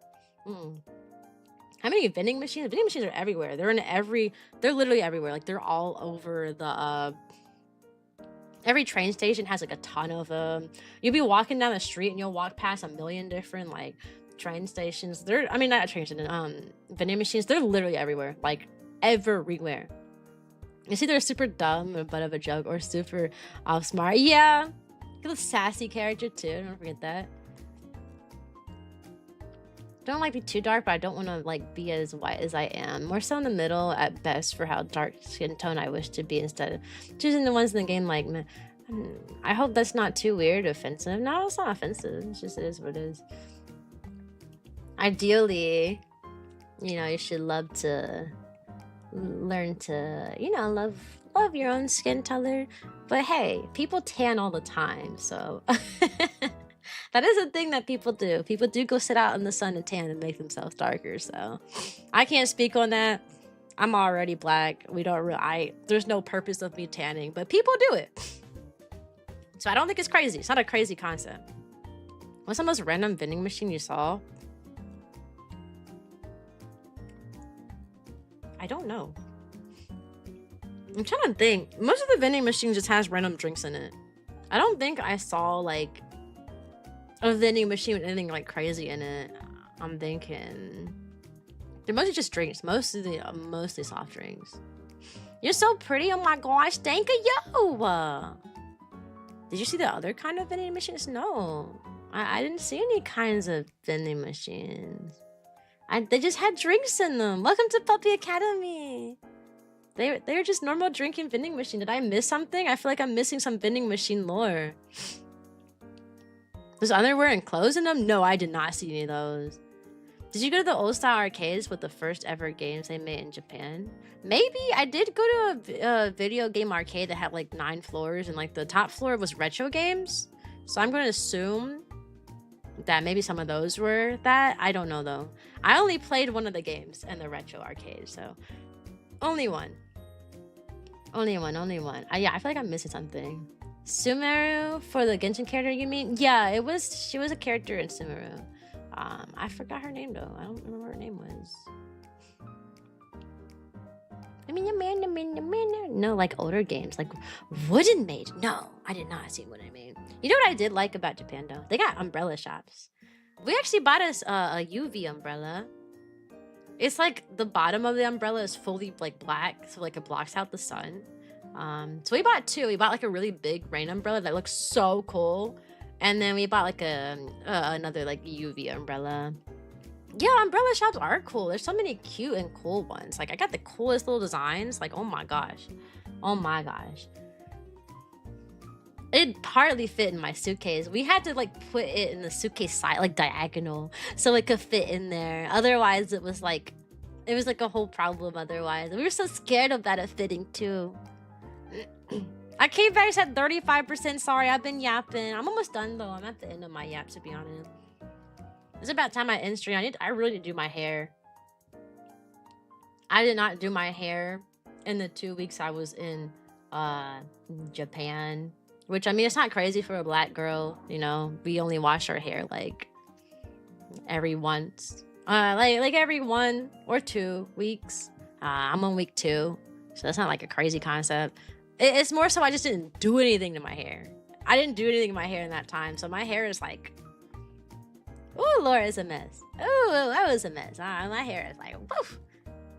It's bad. I gotta do my hair. I bought myself a new detangling brush so I can get all the kinks and coils out. I bought some hair products too. I also want some hair bows. I want to buy some more hair bows for my head. I do like hair bows. Hair bows. Did you go Nintendo or Sega? I didn't see anything Sega related. You know, I really like Sonic, and my entire time in Japan, I did not see much Sonic stuff. I saw a little bit of Shadow paraphernalia. I did not see anything for like Sonic, like at all. I was actually looking for that too. Like we went to like those anime stores. They had like a video game section. I was like, I wonder if they got any Sonic stuff. They do not have Sonic stuff. All right, we went to so many stores that sold figures and other like stuff.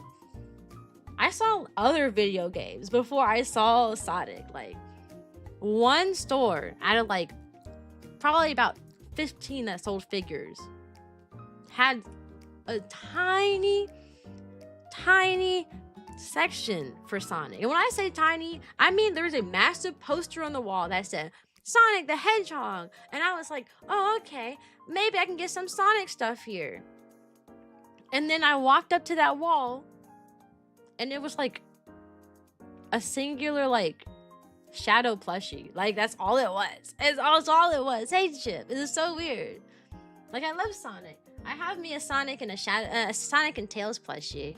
I would love to get me some Sonic like merch and figures and stuff. All right, Sonic the Hedgehog, he my boy. I like Silver. I like Silver a lot. I don't see nobody talk about Silver. Silver's a good guy.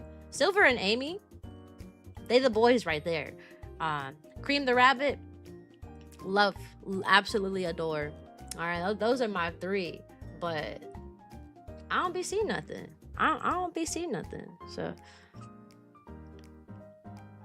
But I want me to style my hair in ponytail and pigtails, but I'm a boy and I had surgery in the past.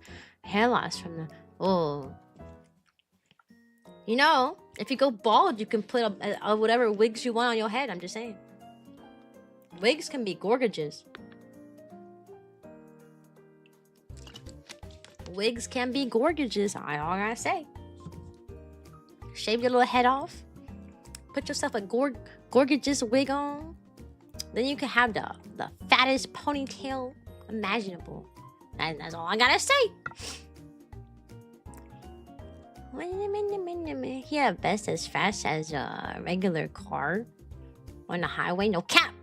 Wigs are too easy to be itchy though. Oh, that's true. They would be itchy. I had a weave in my hair one time. Sorry, 2 times. One, it was like braided down, so it wasn't bad. Like I didn't feel it. Because it was braided, right? It was I got braids once and I got twist put in as weave. When the one time I had loose hair put in as a weave, so like it wasn't twisted, nothing, it was just hair. Oh my God. I had developed so many like bumps and my scalp was so itchy. My head did not like that. So I get it. You're right. Wearing a wig, I take back what I said. Wearing a wig would probably be the most itchiest thing, terrible, because I couldn't even handle the little synthetic hair I had in my head, and I only had it in there. It was only in there for a week. It was in there for 1 week. I only had that hair put in because my hair is really, really short at the time. My hair is super long now, but my hair was super short at the time.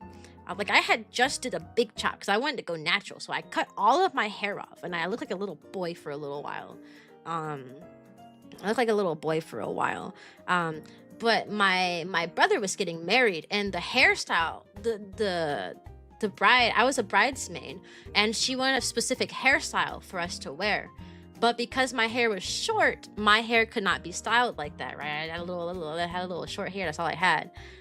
So I did get we've put in for that one scenario of just loose synthetic hair, and it was so bad. It was so bad. Like it was literally terrible.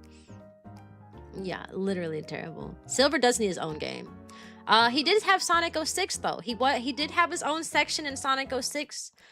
People hated his gameplay. I actually liked playing as Silver. I don't know. I mean, I was crazy. When I was a kid, I loved playing as Silver. I thought it was pretty cool. I'm gender neutral and fluid and want to get into cross-dressing for the clothing too. I'm like 5'11" in height too. All right, go ahead. You do you, friend. Go ahead. Dress up. Put on your little dress and your skirt on. That's what you want, friend. Go ahead. I bet you look cute.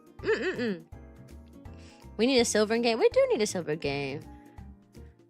Wilbur said they don't have a really favorite Sega much over there. It's mainly for Americans, I guess. I cut back on my bald. Oh, my head bald when I cut my hair. Not the first time I'd randomly cut a part of my head bald. Oh. Why does Shadow get his own game? Because he's Shadow the Hedgehog. He's cool. My country's bad for cons and journey. Y'all keep yapping. I need to go. Stop talking to me, y'all. Goodbye. Stream over. Y'all keep yapping. Y'all trying to trick me into streaming for longer. I see what y'all doing. But your girl's got to go. But just know that your girl back. I'm back in business. Okay? We're gonna be playing Tomodachi Life.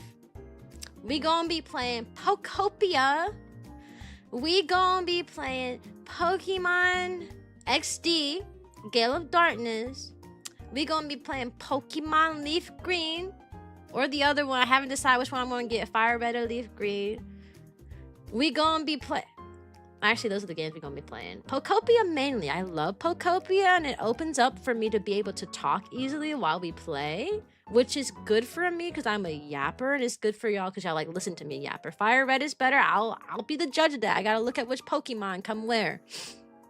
Whichever the one got Vulpix in it though. I'm a Vulpix lover, but I don't really like the Fire Vulpix as much as I like the Alolan Vulpix. But anyways, y'all, we got your girls gots to go. All right, so we gonna do a little rating.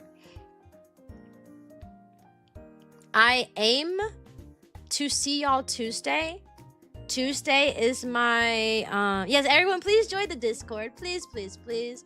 I aim to stream again on Tuesday because that's my normal like midweek day is Tuesday. However, because of these time zone issues, like I'm still adapting to the EST time all the way from like Japan's time zone. The goal is to stream Tuesday, but I might be too tired. So we'll see. I will let y'all know on Tuesday if I'm a stream or not. It would be 7 p.m. Eastern time if I do. Okay, after work. That is the goal. But you never know. I might be knocked out. Okay. Okay. Love y'all. Like I said in all of my streams, sayonara. Hope you have a good day. I really want to end the stream before the ad break plays because I don't want y'all to have to deal with that. Gale of Darkness is peak. Good. I played it when I was a kid. I didn't get very far though. But I'm gonna be playing on the stream, y'all. If y'all say it's so good, y'all better be here then. Don't tell me the game good and you don't show up now. You know what I mean? You better come over here. Anyways, we're going to raid Swaddle's Tea. I started a VTuber group called RaMe a year ago. We're all SFW. We're all safe for work. I won't say family friendly, but we're all safe for work. You know, wholesome streamers. So in my Tomodachi life, I'm remaking all the RaMe members. But anyways, she's a part of my wholesome VTuber group called RaMe. If you're curious about all of our members, here it is right there. We have a Discord and we have our own website. Why do you have to go? I'll see y'all Tuesday. I know it's been a while, boys, but I'm back in business. I ain't got no work obligations or nothing stopping me from being here. It's not like before where you ain't know I was going to stream. I'm going to have me a stream schedule. Don't y'all worry your pretty little heads off. We going to get a stream schedule, all right? But like I said in all my streams, y'all, sayonara. I hope you have a good day. And I'll see you hopefully Tuesday if I'm not knocked out. My goal is to stream Tuesday, but I might be too tired. But bye, friends. Goodbye.